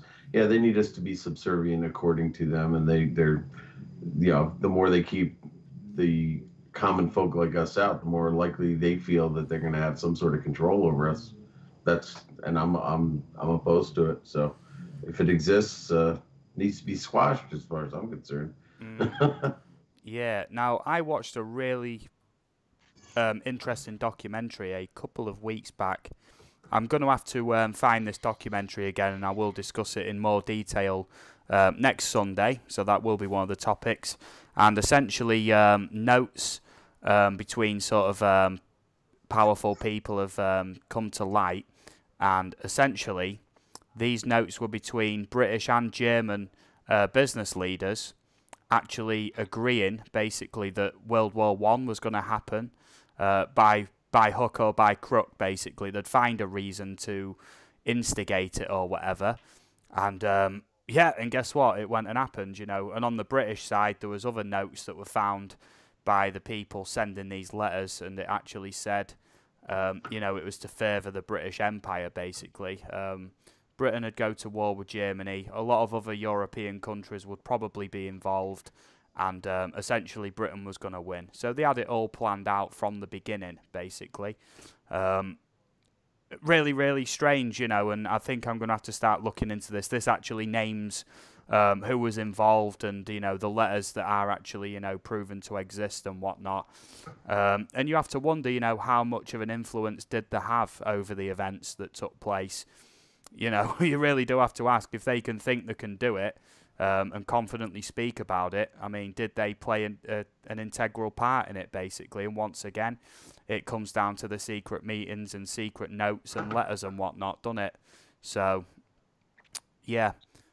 Final thoughts then on Illuminati. We have been on this for quite some time. I don't mind carrying on chatting if anybody else has anything to add. If not, we'll round up with B-Town, and then Mark. So what do you reckon then, B-Town? I honestly think that the whole Illuminati and the whole one world order, honestly, I think it's a bunch of people who are scared of what other people are going to say and judge them on how they think of certain stuff. Now time for conversation change.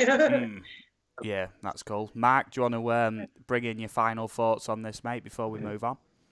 Sadly enough, secret society or not, I think there's always going to be groups of people who think that they're better than everybody else and are more than happy to take the leading role, so to speak, in progressing the human race, which I think is complete and utter nonsense. But hey, everybody's got their beliefs. I just don't agree with it. Okie dokie. Well, next up then, we'll discuss Pokemon. Right? There's a switch. Complete jackknife in the conversation there. Are you okay there, babe? Yeah, she's looking at me like, what are you going to talk about Pokemon for? No, I'm specifically talking about the game from a few years back called Pokemon Go. Do you remember this? Yes. Oh, God. Right, and then this app was a game where essentially you had to walk around, and on your GPS map, essentially Pokemon would appear on the map. Also gyms and everything, and I think it was something like every library or something like that. You know, used to have like a Pokemon like gym or something like that there that you could show up and team up and hold the gym and whatnot. And people was walking around with their heads in the phones, essentially hunting down Pokemon in some kind of augmented reality, catching them and whatnot. And yeah, even back then, I remember my friend saying to me, that Pokemon Go, mate, it has to be some sort of secret like program or something. I'm going to read from an article. I'm going to post this in the chat. So I'm going to copy that right now and paste this in the chat. This is where I'm reading from. For anybody who wants to check it out, you just have to scroll down, essentially. It's towards the bottom. Yep. So there we go. And here it is. Essentially, I'm going to read the entire article. It shouldn't take too long. It's just 2 small paragraphs. It says, Pokemon Go is a government spy program, Article 10. Good thing this fad mostly ended then, ? In an article for Gawker, Ashley Feinberg explained to her readers that Pokemon Go's policy allows the app to access an extensive amount of information, so it wouldn't be surprising if this app was actually a government spy program. Open quote, lots of apps have sketchy privacy policies, that's nothing new, but the first set of alarms go off as soon as you realise that Pokemon Go's policy does seem a bit more liberal than most, because not only are you giving Pokemon Go access to your location and camera, you're also giving it full access to your Google account, assuming that you've used that to sign in. Now, what was really funny was there was actually a clip posted online, I think it was in Central Park, and the rumour was that a Mew, one of the strongest and rarest Pokemon in the game, had appeared somewhere in Central Park, and there was a video of thousands of people running across roads and everything, like absolute hysteria, trying to get to where this Mew was. And you just have to think, you know, was it an innocent game or whatever, or was it some sort of like, you know, like a test on the public, basically, to see if you can get people to mass and sort of like promoting hysteria, basically, over augmented reality and, you know, whatnot. Yeah, before I carry on, I'd like to know Mark's thoughts on this so far. Well, I mean, again, it's a case where you can stretch anything to fit your description of what the government is doing. Is it a form of behavior or mind control? Maybe. I never played it myself. I'd heard it was an attempt at trying to get kids off their lazy butts from playing video games and being a little bit more active. The only thing I remember was actually something I thought was brilliant, which goes into the drone community. That some dude was able to strap his cell phone to his drone and would fly his drone to these places, collecting Pokemon, which I thought was brilliant. But again, is it possible that they are? I mean, what kind of, the question I would have is, is it mind control, is it behavior control? That's one thing. But if they're trying to keep track of where you are, what you're doing, I mean, what could they do with that information? You're playing a game. I mean, are you giving away any kind of secret to your life by doing that? I mean, I do have an issue with the fact that, you're giving them full access to your Google account. That to me would be more of the conspiracy. They could care less whether or not you're chasing fake animals around town. But if they've got access to your Google account and everything else that goes along with it, your search histories, which they can get any other way. But that'd be my concern, is that part of it, not so much the going around collecting fake animals bit. Okay, Brad, do you want to say your piece? You see, I heard that when this game first came out, that it was built by the Japanese to spy on America. They had to get personal information, data, and so forth and so on. I personally have never played the game because I've never seen a reason to walk around and chase Pokemon. Now I do have to say, I have seen news reports of where people were actually getting killed and hit because they'd be so concerned about where Pikachu or Charizard would be, they'd walk out into the middle of traffic and get hit. And several people did die while playing the game. Yeah, and then also too, also heard that that they were also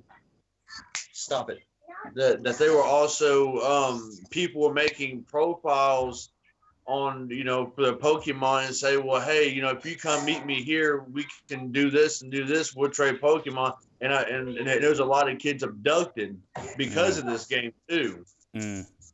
Yeah, there was a very dark side to it. And I honestly think that, I mean, it could be great exercise for people who who don't normally get out and walk during the day and interact with people, but I just think that game took the world by storm, and personally, I don't really see a point in it, and I just think it's one big government conspiracy to get into people's data, like Max said, their Google accounts, see what all they're doing and stuff like this. Like personally, I just don't see the need for it. I mean, if there's a game that I download on my phone that wants access to my phone, I don't download it because I don't feel safe, letting an app get into my phone and do all that. I don't know. I'm real funny about that type of thing.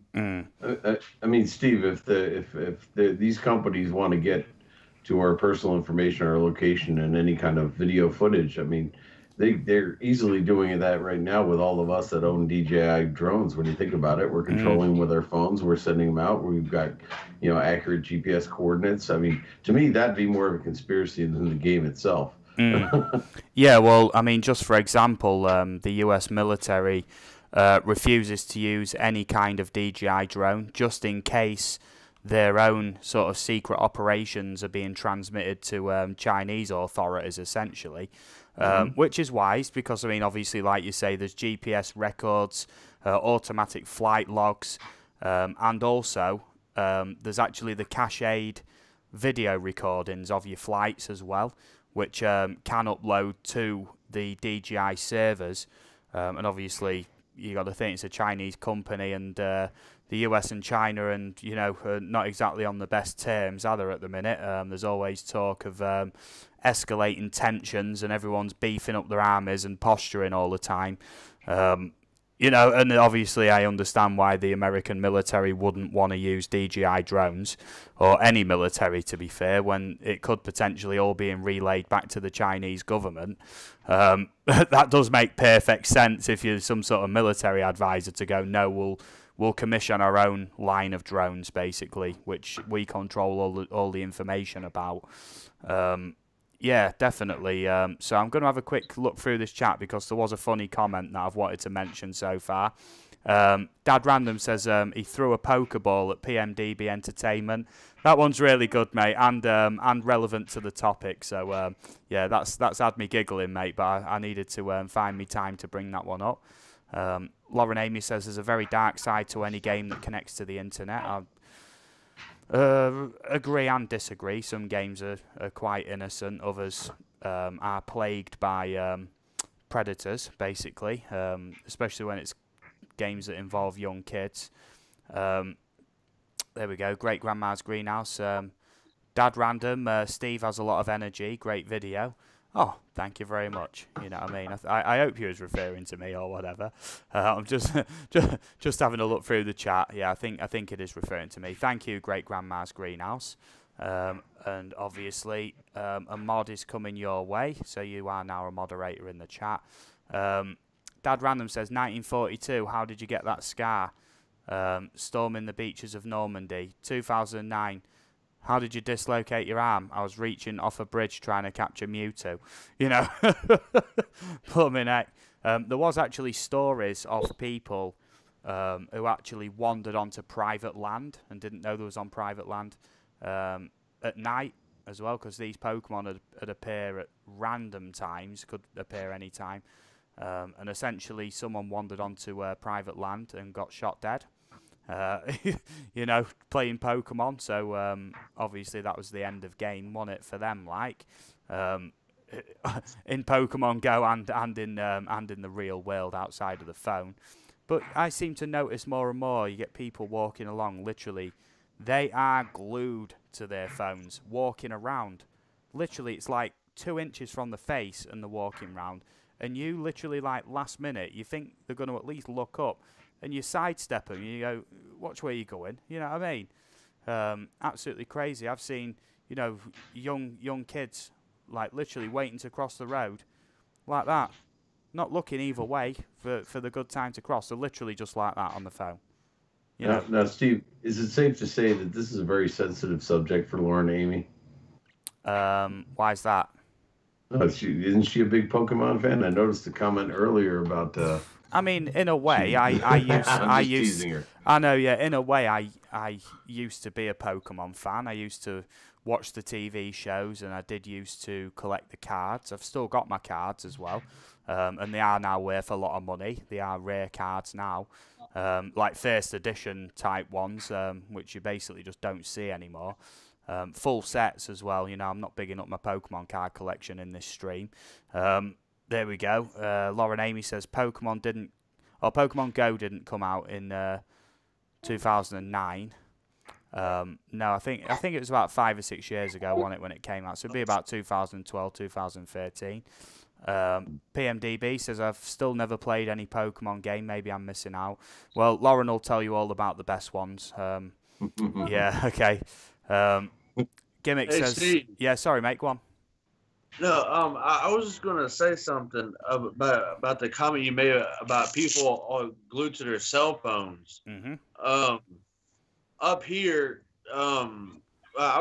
we were taking our son to his speech appointment on Wednesday, and they got crosswalks that there's like little red flashing lights, and I was sitting there telling her, I was like, it'd be nice for once in my life, while I'm driving, to actually see somebody look up as they're walking across the street, because I literally sit there and I counted 6 different people that were walking across the street at a crosswalk, 3 of them were taking selfies as they were walking across the crosswalk, and I'm still thinking, I'm like, now, what if somebody didn't see the red flashing lights and they blew through that crosswalk, and the people on their phones didn't even see them coming?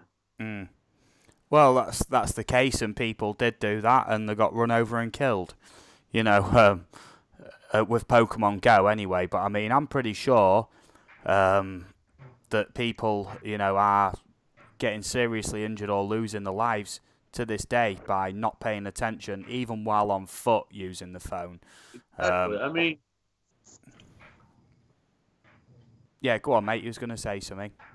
no, I was gonna say, I mean, back in the '90s, before smartphones actually were ever created, you could be at a bus stop and actually have a conversation with somebody at a bus stop, or have a conversation walking down the street. But now, if you're not on your cell phone, either Snapchat, Instagram, and Facebook, or taking selfie after selfie for whatever reason, it's like you're clueless to what's going on in the world. And all these phone companies like Verizon, AT&T, Metro, PCS, I do believe when they started building these smartphones that they knew what they were wanting to do. It's basically taking over the world now. The smartphone is taking over the world, and I believe that's how people these days are being controlled. Yes, mate. Yeah, sorry, mate. Just like DMV said, nobody knows how to interact with anybody outside their cell phone or Facebook or Instagram. Yes, mate. And it does seem to be there does seem to be some kind of agenda behind it.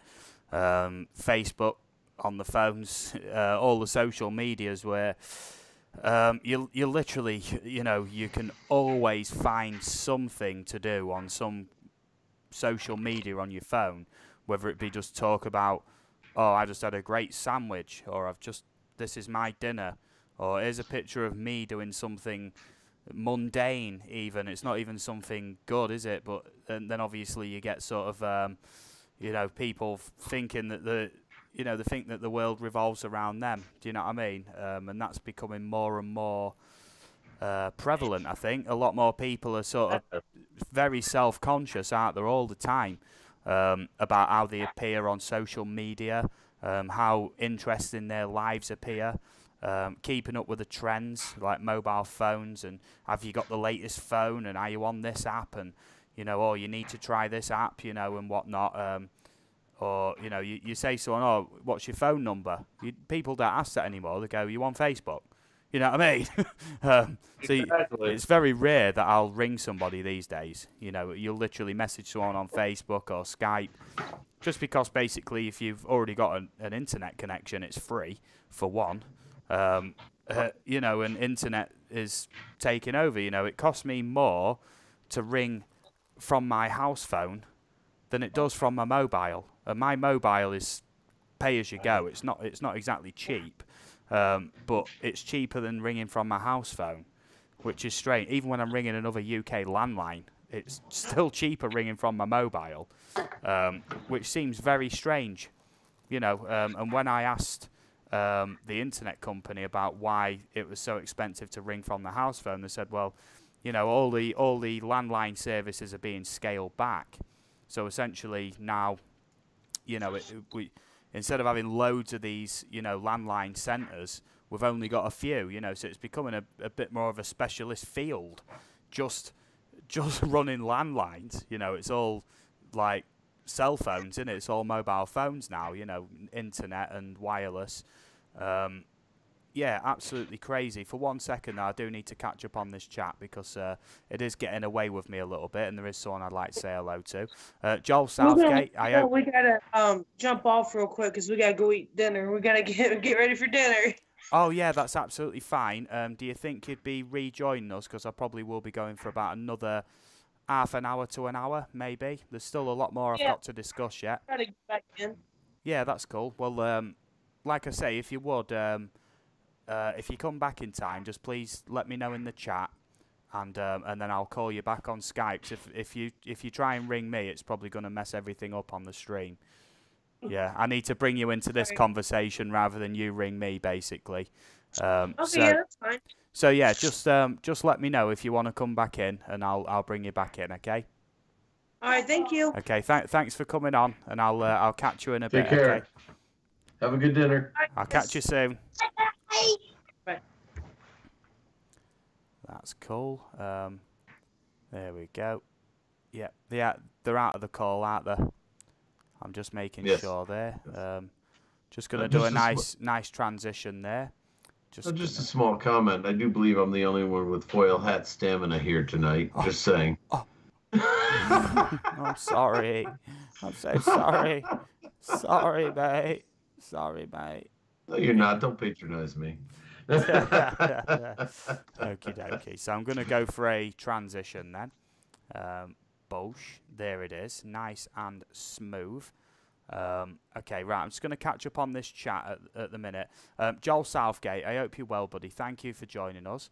You have been visiting my streams for a while. You are now one of my trusted Blue Wrench members, so thank you very much for all the support.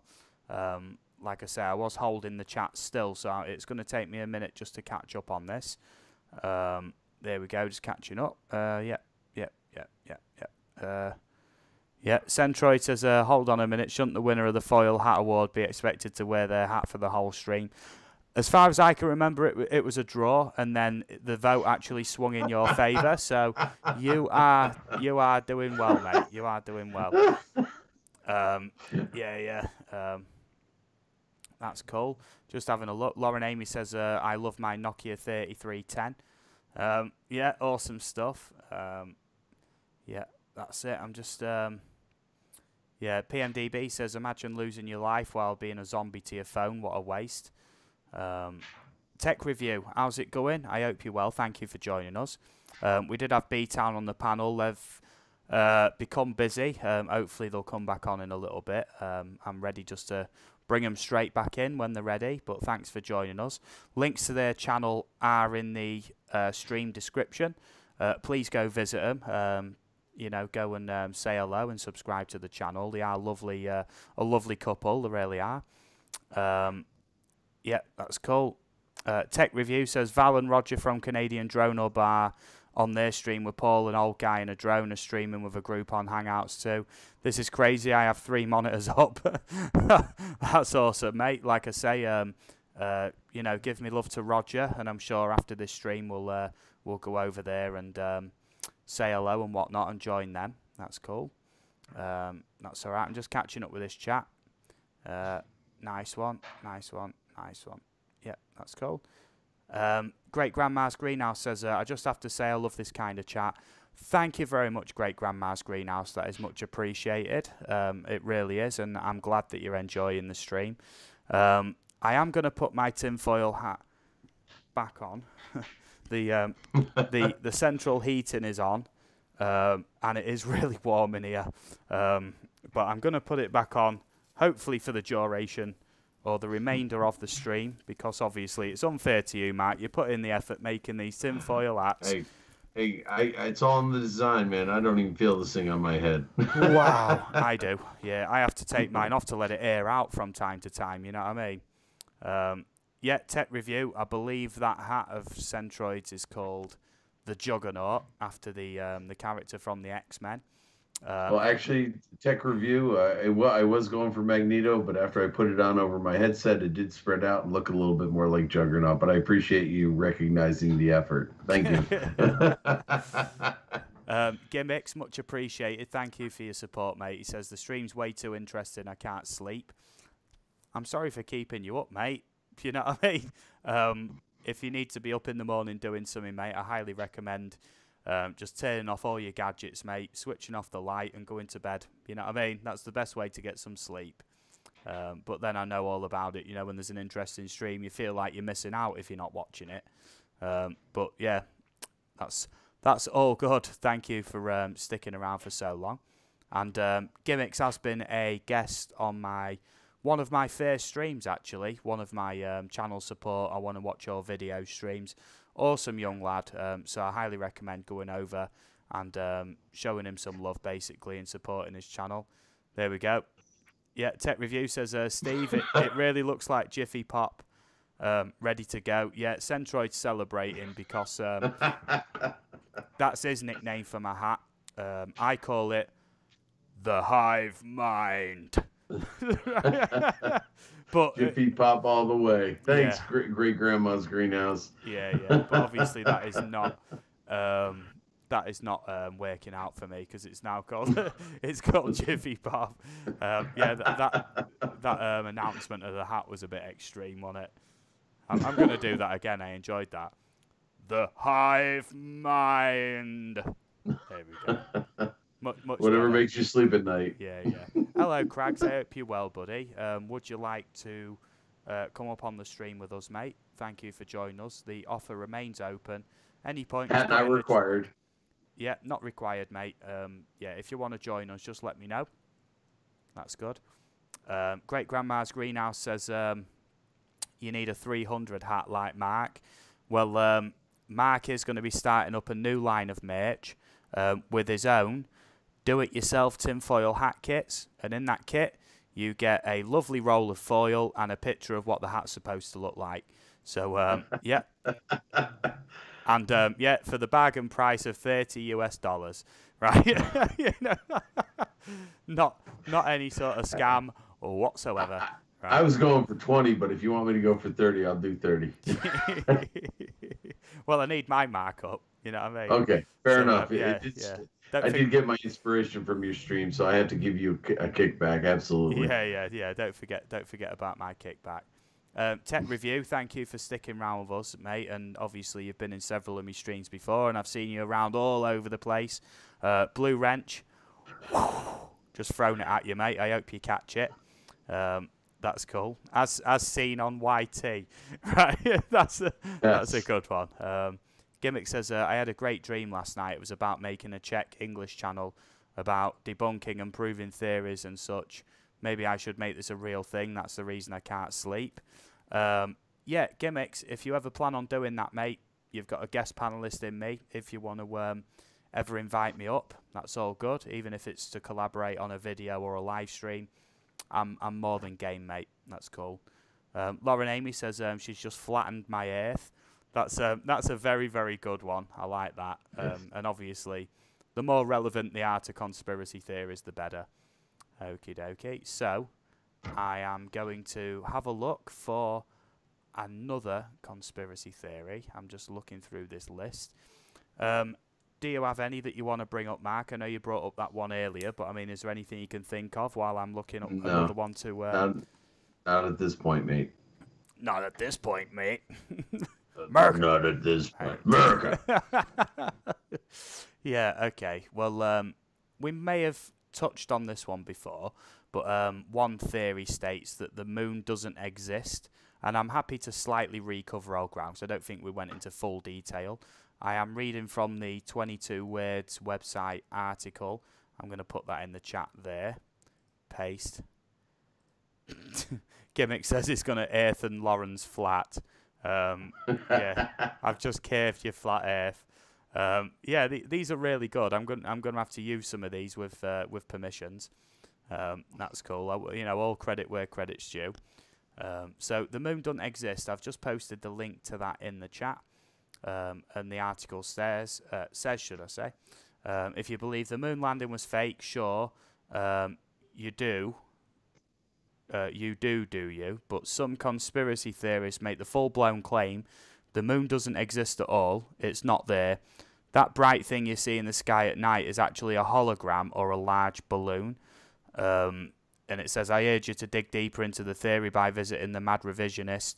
It includes gems like, what evidence do you have that there is no moon? You should be asking, what evidence do we have that there is one? And then it finishes that little section there with hard to argue with that logic. Now, things not existing seems to be quite a common thread for conspiracy theories. Wouldn't you agree, Mark? Yep. Nope. No, I said yep. Yeah, I know, mate. I know. Yeah. Dad Random says my dog Steve howls and chases after the moon. It does, and Steve proves it. All right, I think he's referring to my hat. That's good, mate. This thing is so heavy, mate. It's actually got its own gravitational field, I think, if I'm honest. Lauren Amy's just melted Centroid's 200-foot wall of ice. That's really, really good. I like that one. Impossible. It's protected by the government, or more specifically, NATO. Yeah. Yeah, that's all. I can't help but giggle.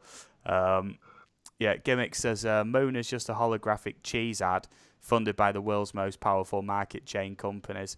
I'm guessing you mean like the Laughing Cow or Kraft. Kraft, yeah. Sponsored by Kraft. Yeah. I can't prove my head actually exists. I can't see it directly, so trail off there from EBRFPV. Dad Random says Steve is my dog's actual name. That's awesome, mate. That is awesome. So that's cool. Every time you call your dog, like, come here, Steve. You know what I mean? I hope you think of me, right? Nice to know you're named after a dog, huh, Steve? Yeah, well. Yeah, all right, Centroid. Yeah, all right. Mr. Funny Man, right? Hey, as long as I can laugh at my jokes, I'm a happy camper. Yeah, I know. I do like ripping you a little bit, mate. It's all good. Yeah. So, the moon not existing, it being a hologram, is an insane conspiracy theory in itself. Who came up with it, I don't know. I am going to look for a little bit more information that's linked in this article here. 404, page not found. Excellent stuff. So I don't really have too much to go on, but things not existing does seem to be a common thread, including Norway, England, and Australia. Right now, a lot of these do tie into the flat earth theories. Going back round full disc again, right? Not full circle. I'm just reading through this chat here. Dad Random, it makes people look at us weird. My son named him. Oh, okay, that's cool. Mike reminds me of the shredder from the Turtles a wee bit with the hat. Crag says, ready when you are. So, yeah, Mark, just do a quick song and dance for us, mate. I'm just going to bring Crags into the stream. So give me about 2 minutes, please, Crags. I'm just going to be altering a couple of different things just so I can set this up, basically. That's cool. One momento, please. That's cool. I'm going to have to go into studio mode for this. Now, remember everybody, on Wednesday night, same time that I do my streams all the time, that's 10 PM UK time. Wednesday night, I'm going to be doing a channel support stream where literally you just ask to go up on the board behind us. Our web pages, our webcams are at the bottom, and I bring up people's channels. And to start that stream, I shouted out Centroid's channel. And how many subs did you go up, mate? It was about 20 or something, wasn't it? Yeah. When? When you did the live stream last week? Yeah. Yeah. Oh, yes. It went up fairly well, and, yes. By people joining that stream, some people were reporting that just in my stream for that night, without doing anything else, had gone up 10 or 15 subs throughout the stream without even being put up on the board. So, as you all know, all the people who visit my streams are absolutely top dollar. That's really, really cool, and genuine supporters and whatnot. So, if you are not busy, next Wednesday, 10 PM UK time, 5 PM Eastern time. Obviously, if I say every time zone, we're going to be here for quite a while. But, yeah, please adjust your times accordingly. And that will be the channel support stream with guests. And Thursday night, I'm going to be doing part 2 of my OBS workshop live stream. Which is where I literally show you how to set up OBS like how I do. And this exact setup of OBS was pretty much where I ended the last workshop stream of starting OBS up from scratch to this point in the space of like 2 hours. All the intricacies of setting up a pre-roll screen, like a countdown screen, a solo version of this, and a version that involves Google Hangouts or Skype, and an end screen as well. All in them 2 hours. And obviously live chat, asking me other requests. You know, do I know the answer to this or that? So if I can help, I honestly will try my best. And yeah, I really appreciate it if you'd come and join us for either or both of those, essentially. So yeah, in the background, I am just trying to rig up the setup so it looks good for when Craigs comes in, essentially. I don't want to just rush him in. There we go. And we want that box on the go as well, but that seems to have stopped working. 1 second, please. I'm just looking for this. Okay, okay. Yeah. Yeah, I've lost the blue lightning box of B-Towns, but I'm going to bring Centroid in now. So, not Centroid, Kev, I mean, sorry. So I'm going to add Kev into the Skype call. Please bear with me. I know this is a bit of a mess about, but it's all good. Craigs, you should be getting the call in, mate. He'd probably have answered it by the time that he picks up, basically. So thank you, everybody, for sticking around for so long. It is really appreciated. Yeah, Dad Random says, nice stream. Is using Skype now. I got it so I can have a single guest.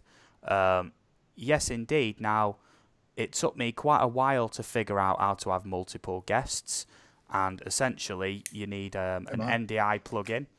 Hello, Craigs. I hope you're well, buddy.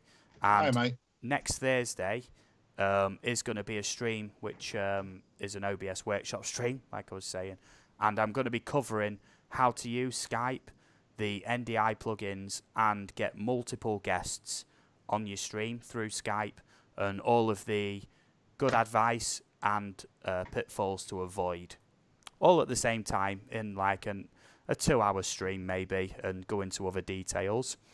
Yeah, Gimmick says, I'll turn the channel ID into a real thing in a minute. I'm going to share the link if you don't mind. That's absolutely fine, mate. If you're setting up a new channel, feel free to promote it here. Yeah, Great Grandma says, Craigs, I enjoyed watching the Bandit Yardbirds on your channel. That's awesome stuff. So I'm just going to, 1 second. Craigs is with us. You can hear him at the moment. And I'm just getting his Skype window, wherever that is. Hello, Craigs. Hi, There we go. Right, I've got him on there. I just need to get the transition ready. You won't have a lightning box, Craigs, unfortunately. Oh, no. I've sort of disabled it temporarily, and then now. Craigs doesn't need a lightning box. Yeah, that's all good. But yeah, that's all good. So I'm gonna hit that transition. Boosh. There it is. There it is. I got it. How you doing then, Craigs? Are you okay, buddy? I'm doing fine, mate. Yes. Oh, excellent. Thank you, there dude. Yeah, that's all good, mate. Brought you in. Thanks for joining us, mate. Much appreciated. Yeah, that's cool. Dad Random says, I'll be glued to it. Nice to have a panel. I'm sick of talking to myself. Okie dokie, mate. Well, like I say, you've emailed me your details.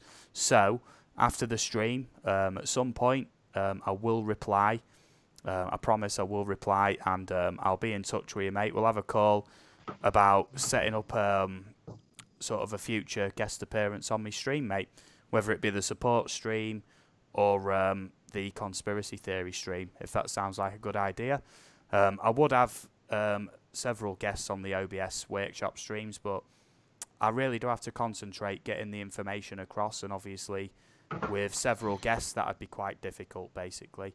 So Craigs, you're in, mate. Welcome to the stream once again. Do you have any specific conspiracy theories you'd like to bring up right away or anything? I hadn't really thought about this. No, not really at the moment, but I'd be interested to know what doesn't exist tonight. Okie dokie. Well, here's one for you.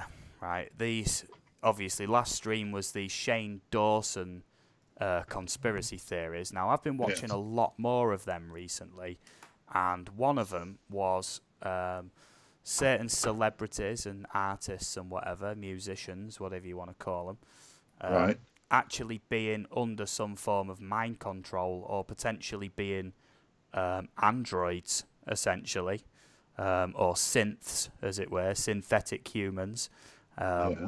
Because there's this one specific clip in particular of a singer called Cardi B. And now this singer came out of nowhere, and I was loosely describing this the other night on Centroid stream with B-Town, which turned into like a mini conspiracy theory stream in the end, didn't it? It did. I felt naked without a hat. I see the way you just rolled your eyes there. He's like, oh, Steve, whenever I bump into you, mate, whether it's in the chat or on panels, it always goes back to conspiracies with you. Yeah. PMDB says Shane Dawson is my bae now, thanks to you, Steve. Oh, dude. All right. That's all right. I think PMDB might be a bit infatuated. Yeah, that's all cool. Now, he actually showed this clip on his stream. Oh, it's come up with a hat. Is this a previous hat, Kev? It's an old one, mate. Yeah, that's all right. Yeah, essentially, this singer Cardi B basically came out of nowhere from absolute obscurity, had number ones on TV all the time, literally just appeared out of nowhere. And then there was an interview on TV with her, on live TV, and she's talking to the camera, everything's fine, she's talking about a new album or something. Then all of a sudden, her face pulls this really weird expression, and it is very, very creepy, and I'm going to do my best impression. I can't show the clip, I don't want to get a copyright strike, but I can sort of act out how she sort of reacts. She's just talking normally, like we are now, you know, to the camera. Yeah, my new album's out, blah, blah, blah. And then all of a sudden just goes, looks absolutely terrified, right, looking off camera, freezes solid for about 2 or 3 seconds, and then just goes back into normal conversation and doesn't even reference what she was looking at or anything. But there's some guy in the background, like in a suit, and he's got this tablet in his hand, and he's sort of looking at her in the background. And then just before she does that weird expression, he sort of hurriedly rushes off screen. And then she sort of like, it seems like she just glitches out. Now, there's numerous other examples of weird things happening to celebrities on live interviews and whatnot. Hey, Paul, that was on the Celebrity Conspiracy Theories video, so just look through his channel and find that, mate. And it's the Celebrity Conspiracy Theory videos.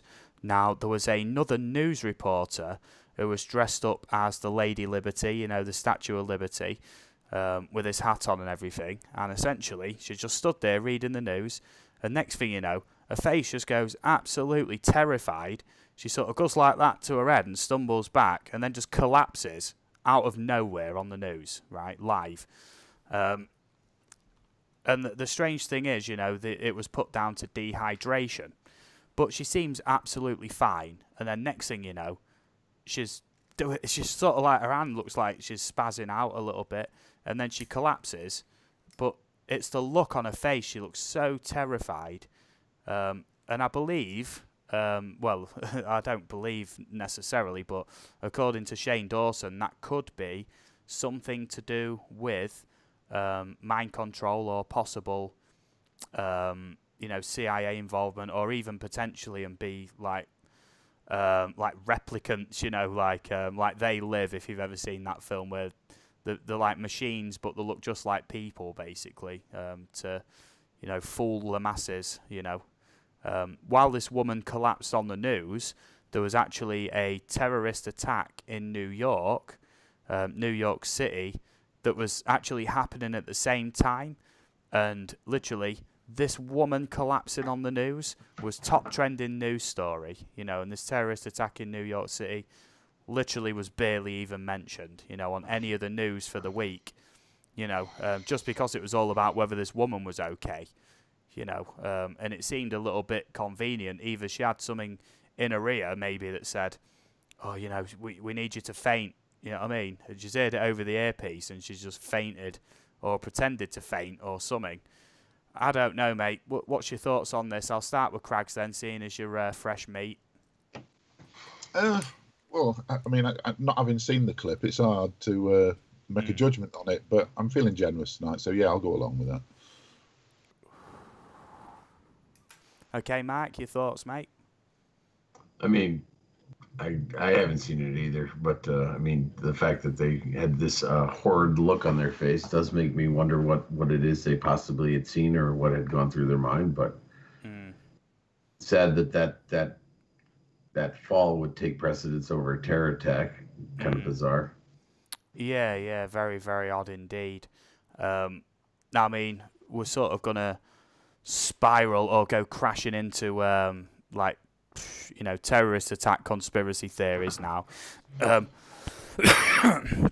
Essentially, one of the most famous ones in London was the 7/7 terrorist attacks. I'm sure you've heard about these, right?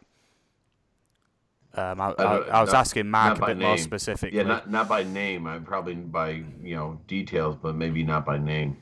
Yeah. Well, essentially, there was a series of bombs planted on British buses in London, and a few was on the London Underground as well. I think there was a total of 3 explosions, with a 4th that didn't actually explode.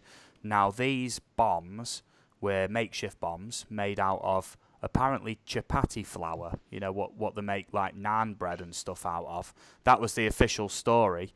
That was one of the ingredients that was used.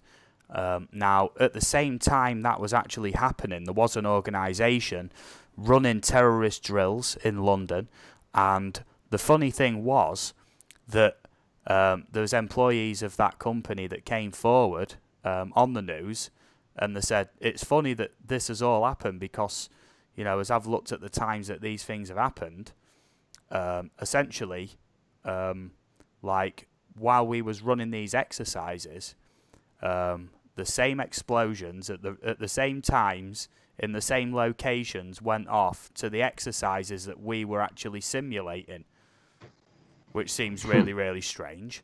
There was a lot of people who died there, so I'm not going to say that anything is concrete in this respect, and obviously I'm not out to offend any victims or anyone affected by it. But obviously, I want to cover it with the facts that I know of, basically, and the footage that I've seen. What's your thoughts on this, then? I'll start with Mark on that.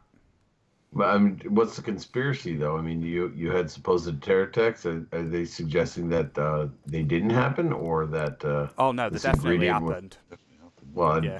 I'm not so sure what would make it a conspiracy then. I might have missed more something. Of a fact that there is a conspiracy theory that it was possibly a false flag or a simulation that actually turned into a real terror attack, essentially. But then obviously covered by, you know, it was, you know, extremists, you know. Go on, I'll pass it over to Kev then, because I think he does have a little bit more background knowledge on probably, this. yes. Thank you. I just find it hard to believe that it was. Are you saying a simulation that went wrong or something? Possibly, yeah. I find it hard to believe that that in a simulation that have used real bombs, for instance. You know, I'm not quite sure how the two fit together. Yeah. And I don't. What I'm saying is, I don't know that I understand the conspiracy. Yeah, well, this is what I mean. This is why I wanted to talk about it, because I don't fully understand it myself, if I'm honest. No. Just trying to get to the bottom of it. I mean, I believe coincidences do happen. So, I mean, it might have been just a freak coincidence, but. Yeah, but it was literally down to the minute, though. Do you know what I mean? Of the same 4 locations, the same times, and you know, it's like down to the minute that this company was actually like simulating terrorist like exercises, basically involving explosions at them locations, which is what I can't get my head around. You know, this is why I'm asking the question. You know, and obviously when someone comes on the news and talks about it, it obviously becomes documented news, doesn't it? You know, it's actually documented evidence of some kind, whether that news was fake or whatnot. You know, now I'm saying more like like, was it potentially a false flag or something like that? Now, during the Cold War, there was actually a plan. I believe it was called Project Northwoods, right? I think that was the name of it. And essentially, this plan was put forward by one of the US Secretary of Defense and whatnot. And what this involved was actually there was some base somewhere, I think, somewhere either in Cuba or off the coast of Cuba. And what this actually did, or proposed, should I say, was that there'd actually be sabotage attacks on the base, including blowing up ammunition stores and potentially killing their own servicemen. And it also involved parachuting in like fake troops to launch like a false flag assault on their own base. And this is documented. You know, this was released under the Freedom of Information Act and whatnot in the US, and ultimately it was denied. But you've got to imagine just how many of these things do get proposed to basically false flag and point the finger, and how many of them potentially were passed. This is what I mean, you know, was that maybe the case somewhere else, you know? Mark, 1 second, mate. On your camera, there is something weird going on over your right shoulder, mate. Do you know what that is? Over my right shoulder? Yeah. No, Well, I don't. it's your left shoulder, mate. There's a weird white outline over your shoulder. Can you see that cracked on the stream? It looks like some sort of shadow, mate. Oh, yes. Yeah, I do see something. Yeah. Yeah, that is quite odd. What light source are you using, mate? Because I'd like to get to the bottom of it. I just have these two LEDs. I mean, I can turn them off. Maybe I don't know if that would help. Yeah, it's definitely the light source, but it looked very odd for a second. There's like a white shape over your shoulder that keeps moving and getting, you know, larger and smaller, and it is sort of the outline of a person. But I think that's the way your chair's casting a shadow on it, essentially. Yeah, it might be. Yeah, it might be. Yeah. But I had to call that out because it just looked really weird, you know. You know, it'd be another thing that I've done that's been plagued by some sort of entity, like, you know. I see it now. Yeah, I think that's just the light, the way it's reflected. Yeah, it just looked really odd. It just seemed to come out of nowhere, and it was almost the outline of a person, like, you know.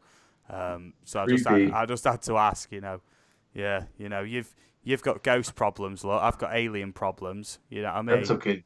They don't eat much. Problems. They just don't eat much. I said I've just got problems. It's just got general issues. Yeah, Mike Kelly, I hope you're well, buddy. Thank you for joining us. And he says, "Sound of Twilight Zone plays." Din din din din din din din din din din din din. Yeah. Yes, indeed. Hey, you look at it now, it almost looks like it's got eyes. It's kind of creepy. Yeah, this is what I mean, mate. I had to point that out. Yeah, I reckon you should move it back, mate. I shouldn't have even called it out, mate. I should have just left you to be haunted. Oh, it's okay. Like I said, they don't eat much. I'm good. Yeah. Yeah, that's all good. So, like I say, this was actually proposed by like a higher up in the US military to actually false flag their own military base to support military intervention in Cuba. And was ultimately denied. But that's the mentality, you know. Somebody's thought that that'd be a good idea, killing their own citizens and their own servicemen, like, you know, and denied, which seems strange. This is what I mean, like, you know. And then there's somebody who comes forward and says, you know, while we're simulating these things, maybe, and this is pure speculation on my part. You know, I have no evidence to support this, but it may even be possible that while this company or, you know, group was conducting like training exercises, essentially, that they actually put real bombs in the place, you know, to go off, you know, under the guise of, you know, like a training exercise. Do you understand what I mean? Yeah. But then obviously there'd only be the real higher ups that would know about that, or the organisation that's gone in and fiddled with the equipment, basically, and added real explosives into the mix. Pure speculation on my part, but I've always wondered how, you know, this happened, you know, and these bombs all went off within the space of a couple of minutes of each other, essentially. You know, took the UK by surprise and whatnot. Yeah, Lauren Amy says, I really need to sleep. I'm up early for my exam, but I'm going to wait till you finish the stream, babe, because otherwise I'm not going to sleep. Yeah, okay, that's fine. I'm thinking about running for another, I don't know, call it another 10 minutes, you know what I mean, just to finish up and round off and whatnot. Dad Random says, as far as creation of a reason to overthrow Castro, I think it's totally possible. Yeah, Dad Random, specifically this thing that I'm talking about is proven to be real. It is a real document. No word of a lie. You can look it up. Let me just have a quick look in the background for this. And I thought I'd have to actually reference that for this, just to sort of show. Project Northwoods. I think it was Northwoods. Operation Northwoods. Oh yeah, here it is. Look, Wikipedia. Operation Northwoods. And yeah, Wikipedia's got the exact memorandum, the piece of paper and everything. You know, with signatures of Joint Chiefs of Staff and everything on it. And this was in 1962. I'm going to read the article on it. Let me just copy and paste the name of what it is, just so you know. Paste Operation Northwoods. Now I'm going to read this Wikipedia article. Operation Northwoods was a proposed and almost implemented false flag operation against the Cuban government that originated within the US Department of Defense and the Joint Chiefs of Staff of the United States government in 1962. The proposals called for the CIA or other US government operatives to commit acts of terrorism against American civilians and military targets, blaming them on the Cuban government and using it to justify a war against Cuba.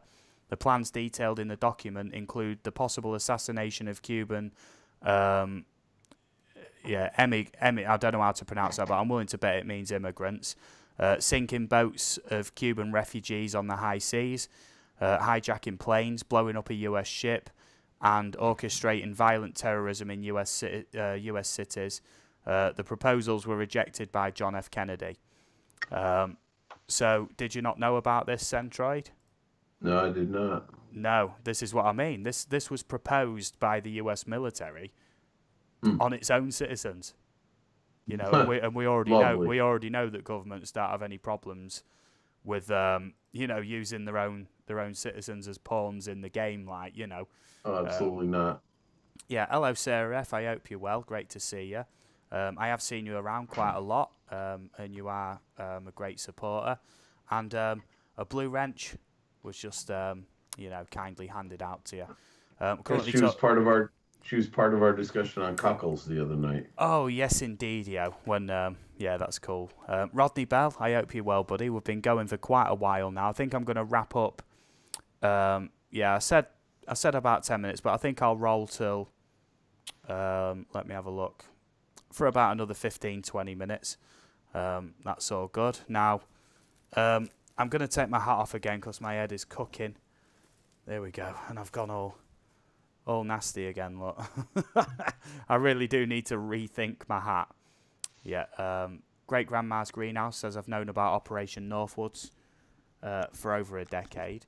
Now, obviously, you know, 9/11, you know, there's all sorts of conspiracy theories about that. And I remember watching a study, like a news article about a study the other day that actually, you know, they conducted like a poll on the US public, and over 50% believed that there was something funny going on with 9/11, either it was an inside job or something like that. So what are your thoughts then, Kev? Is it possible that the terrorist attack in London all them years ago was possibly false flag? I don't believe so. I certainly believe governments will do this kind of thing. Secret services, military. I certainly wouldn't put it past them, but I don't think the 7/7 ones were. Okie dokie. Well, what is your reaction, basically, mate, to hearing about Operation Northwoods? And do you think potentially many more documents like that have been created and potentially passed? It doesn't really surprise me that much. I certainly am aware or believe that this kind of thing goes on, that people come up with these ideas. Yeah. What do you reckon, Mark? I'm not surprised. I'm disturbed by it, but I'm not totally surprised by it, to be honest with you. Yeah. Great Grandma says everyone with a pulse knows what's been going on by now. Yes, indeed, yo. But obviously, I was trying to link in, the 7/7 attacks in London. Like I say, no offence is intended for anybody involved in that, but there was a lot of strange circumstances surrounding what happened that day, as there usually is.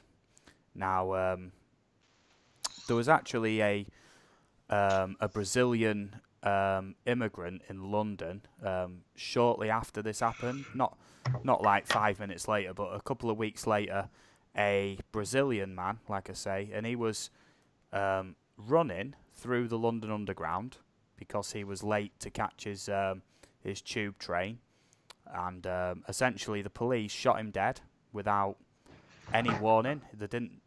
He wasn't armed. He had nothing on him that was illegal, and his name was John Charles de Menezes, if I remember right. Yeah. Yeah, you remember all about that, don't you? I do remember. This was very disturbing. It was very, very disturbing, Yeah. wasn't it? So, do you know a lot about that, mate? Well, I remember there were a lot of lies. There was, yeah. The about it police at the time. The police used all sorts of cover-up methods. Yeah. And they claimed also, he was wearing like a thick jacket, for instance, which they thought might be hiding explosives. It turned out he wasn't at all. It was a fairly light sort of just waist-length jacket, I think. They said he'd leapt over the turnstiles. He didn't. CCTV shows he didn't do that at all. Also, I'm not sure he was actually running either. And not only that, that might have been a lie as well. It was proven that the police doctored photos of him to make him look more like more brown as well. I mean, that's without being racist anyway. But the police did alter his image. Yeah. They could actually prove, like image experts and that they had the original image, and then the one that was released to the public made him look more Middle Eastern, to sort of cover their own backs, as if they needed to sort of cover that they accidentally killed somebody, And in the UK, obviously guns, and if someone's shot in the UK, it's a big deal, innit? Obviously in the US it's a very different culture over there, and people are get shot fairly regularly, to be fair, as far as I can tell from news reports and stuff. In the UK, literally, I think you only ever hear of like 1 or 2 shootings in the entire country every year, don't you? And that includes police, just because the police don't carry guns over here as a general rule, unless they're special units or anything like that to deal with possible gun crime.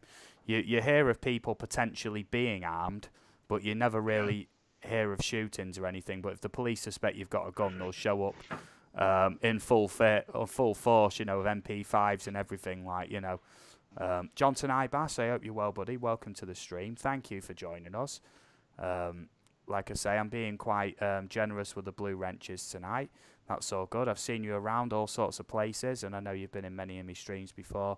Great to see you again, and I'm just sort of showing you just a bit of appreciation, really, for joining us. So that is much appreciated.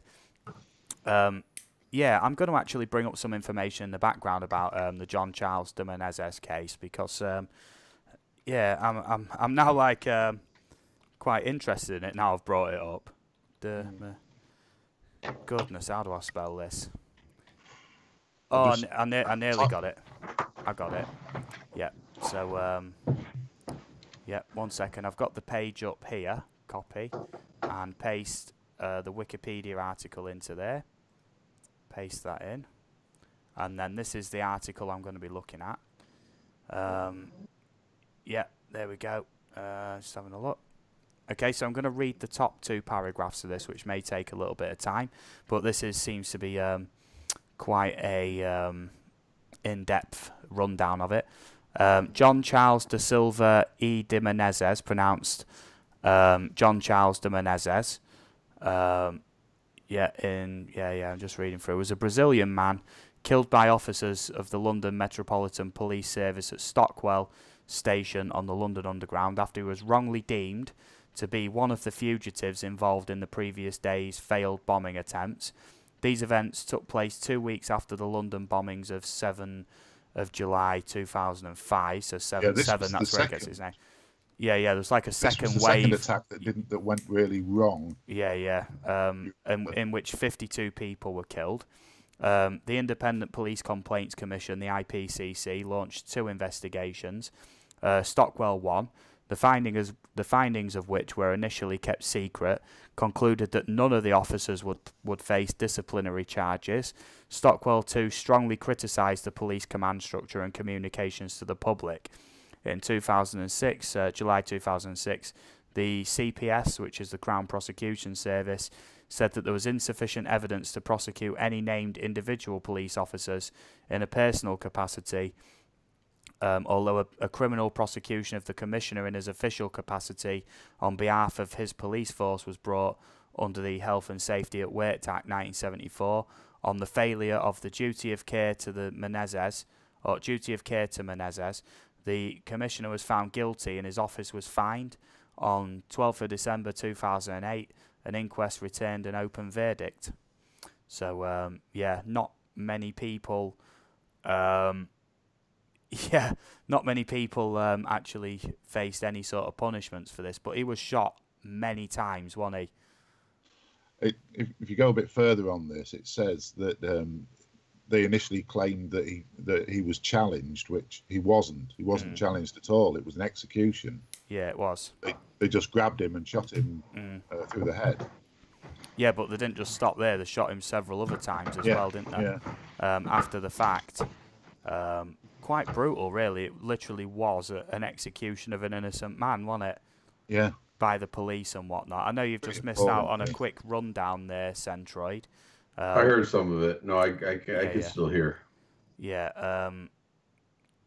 There we go. So I'm just going to read another section of this Wikipedia article here. I'm going to skip the biography because it doesn't really... I've had a skim read of it, essentially. He was in the UK completely legally through the official channels and everything. And then the next part is shooting. So I'm going to read this section. Almost all of the facts regarding the Menezes shooting were initially disputed by various parties. Contradictory witnesses, accounts, off the record, literally like off the record statements from the police, and media speculation added to the confusion.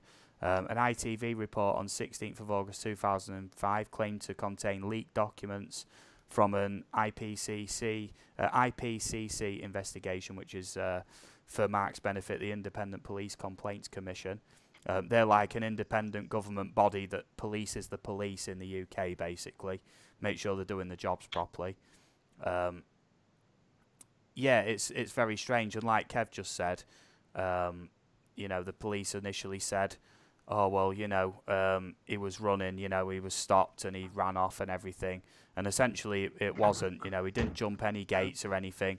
And like it said, initially the news reported it as if he was running off from the police and they believed that he was either armed or trying to get somewhere to blow up, potentially with stuff under his jacket. But there was loads of falsified evidence, wasn't there, which then the IPCC investigations found to be absolute rubbish.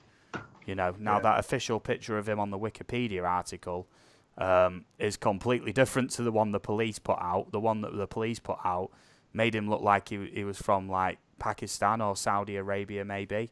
And there was a whole load of weird stuff that happened that day as well. And the police said we believed him to be one of the fugitives of a failed bombing attempt when, he had nothing to do with it. And literally just shot him in the head, and he got shot several other times after he'd already been shot in the head as well. He's already down. you know, but felt the need to just pump him full of lead, basically.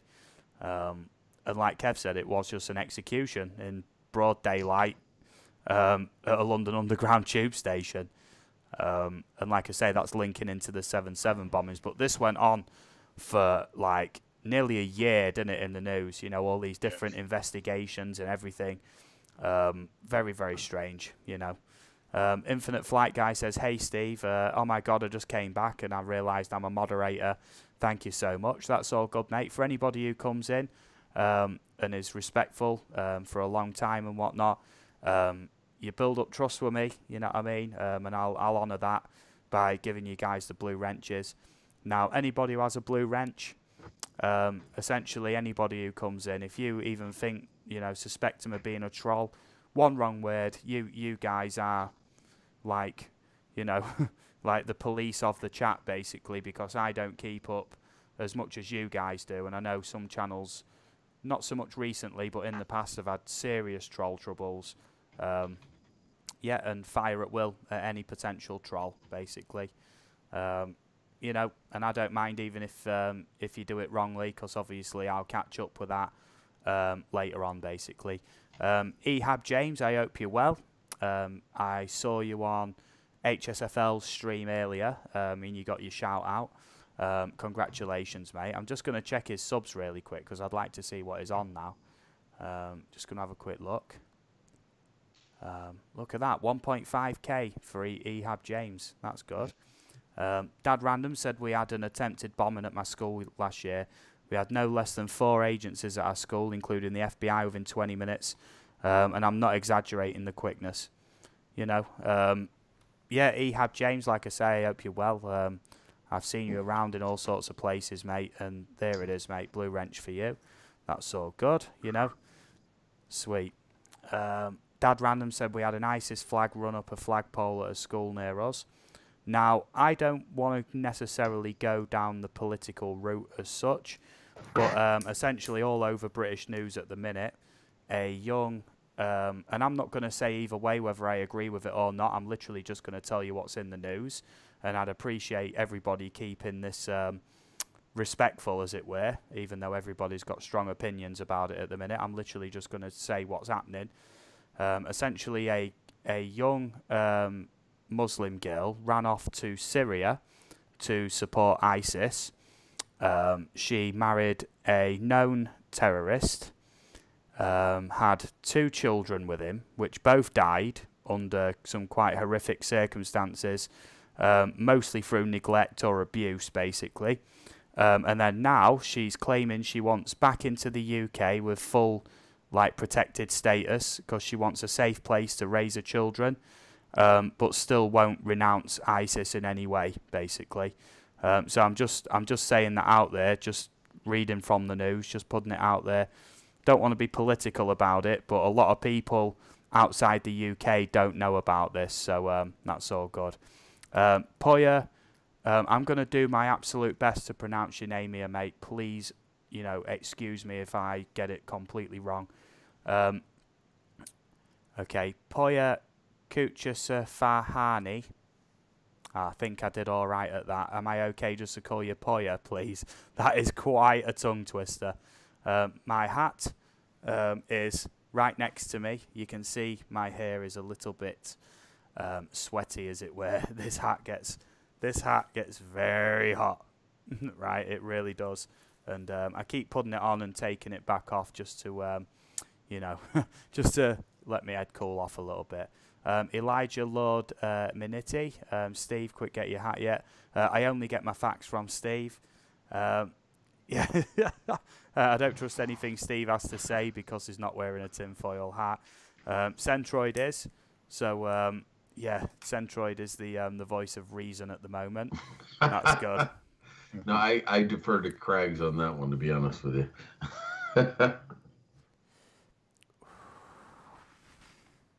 Yeah, that's cool. Well, Kev's got fresh legs. He's only been in for about 40 minutes or so. He's got completely fresh legs. So, yeah, right, let's move away from... I don't think I've got fresh anything, Steve. Let's move away from terrorism and what's in the news at the minute, because I feel like if I carry on down this path, I'm going to get myself into trouble, basically, with YouTube. So let's move on. You know, and I mean no offence in any of the things I've just talked about. You know what I mean? You keep your personal opinions to yourself, and on live streams like this, you have to remain neutral while on stream. So, Avril Lavigne's body double. This is another one from the 22 Words article. Now, have you ever heard that Avril Lavigne actually died and was replaced? Have you ever heard this? I'll start with Mark on this one. Repeat it again. Is this the Avril Lavigne one you were talking about? Yeah, Avril Lavigne, essentially, according to the conspiracy theory, died and was replaced. So, I mean, any general thoughts before we get going? Never heard of it, but I don't necessarily agree with it. I mean, we've talked about body doubles for, you know, influential and popular and, you know, stars, if you will, where they've done it for themselves so they can get out of the limelight. But I've never heard of one in this case. So, no, I can't say that I've heard of it, nor would I believe it at this point, to be honest. Yeah, okay. Well, I'll read the article anyway.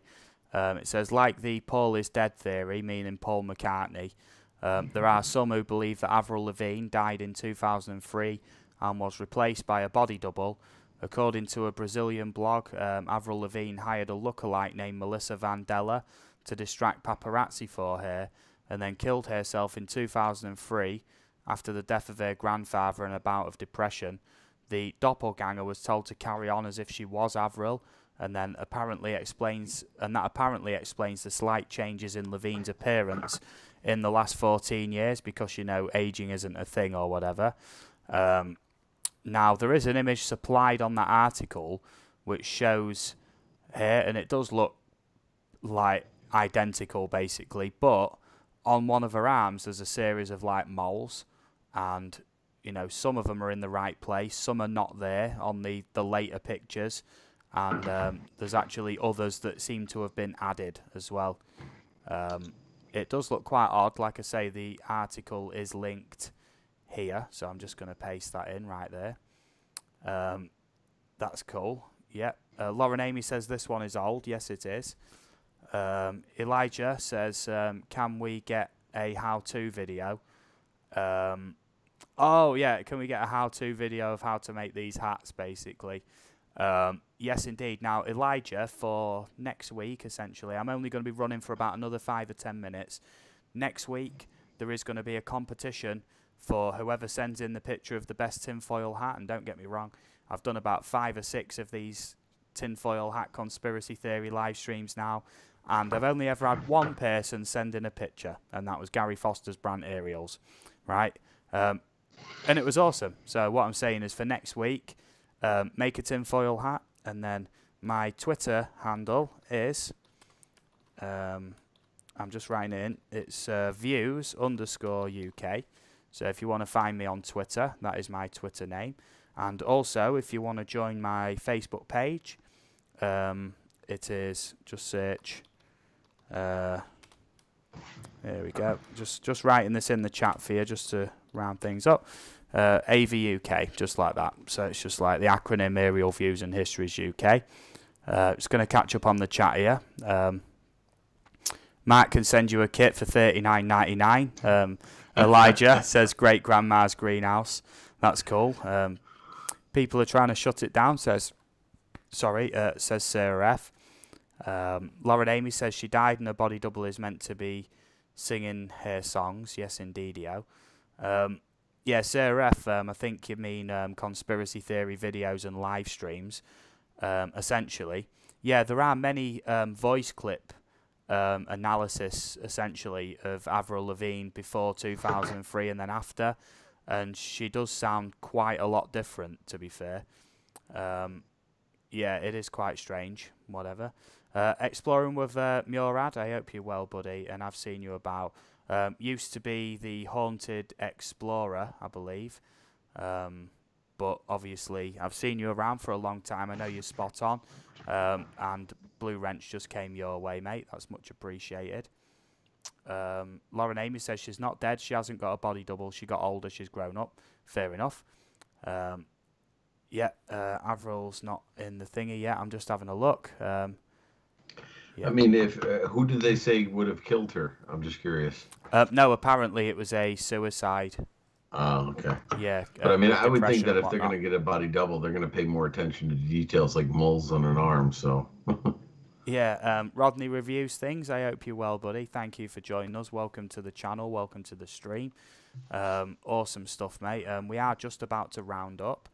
I'm going to look for another stream to raid. I'm kind of hoping Roger's still on, but we'll. I don't think he is, but we'll no, check. I'm just going to have a look anyway. Let me have a look in here. That's spot on. Just having a look. Pusa Studios is on. A promote your channel live stream.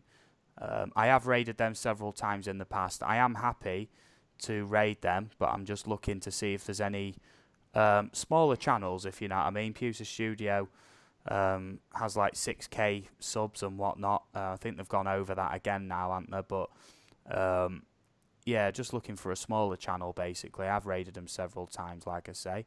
I'm just looking for something else. Just to have a look there. Just having a look. Val's live streaming. That'd be a good raid for everybody. If you want to join us in the upcoming raid, that's cool. I'm hoping sound don't play here.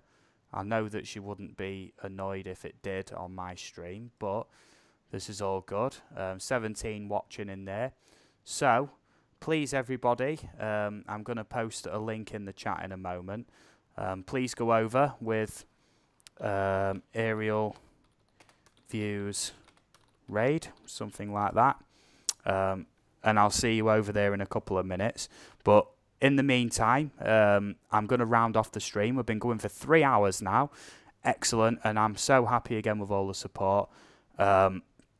Infinite Flight Guy asks, do I have an Instagram page? I am going to get round to setting one up, mate, but at the minute I don't have one. But I'll get round to it, mate, okay? Because I've been told by a few people it is quite important to get one set up if you're doing YouTube. That's spot on. So, next stream I'm doing is Wednesday night. That's a channel support stream. And last one was one of the most successful streams I ever did. There was about 37 people in at one point. And a lot of people gained a lot of subs. They met a lot of new people. And I'm so happy that I can help people network in that way.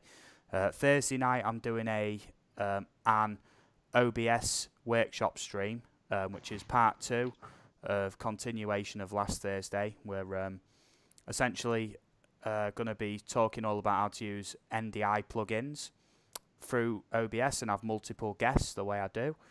That's all cool. And next Sunday, like I say, on them links that I put on there for Twitter and Facebook, next Sunday, please send in your pictures of your own tinfoil hats and tinfoil hats you've made for your dogs as well, because that's going to be a good one, right? So yeah, that's really good. Mark, would you like to say your goodbyes, mate, before I put the link in and we go raid Val? Well, thank you very much, everybody, for coming in again. Thanks to those who actually voted for my hat.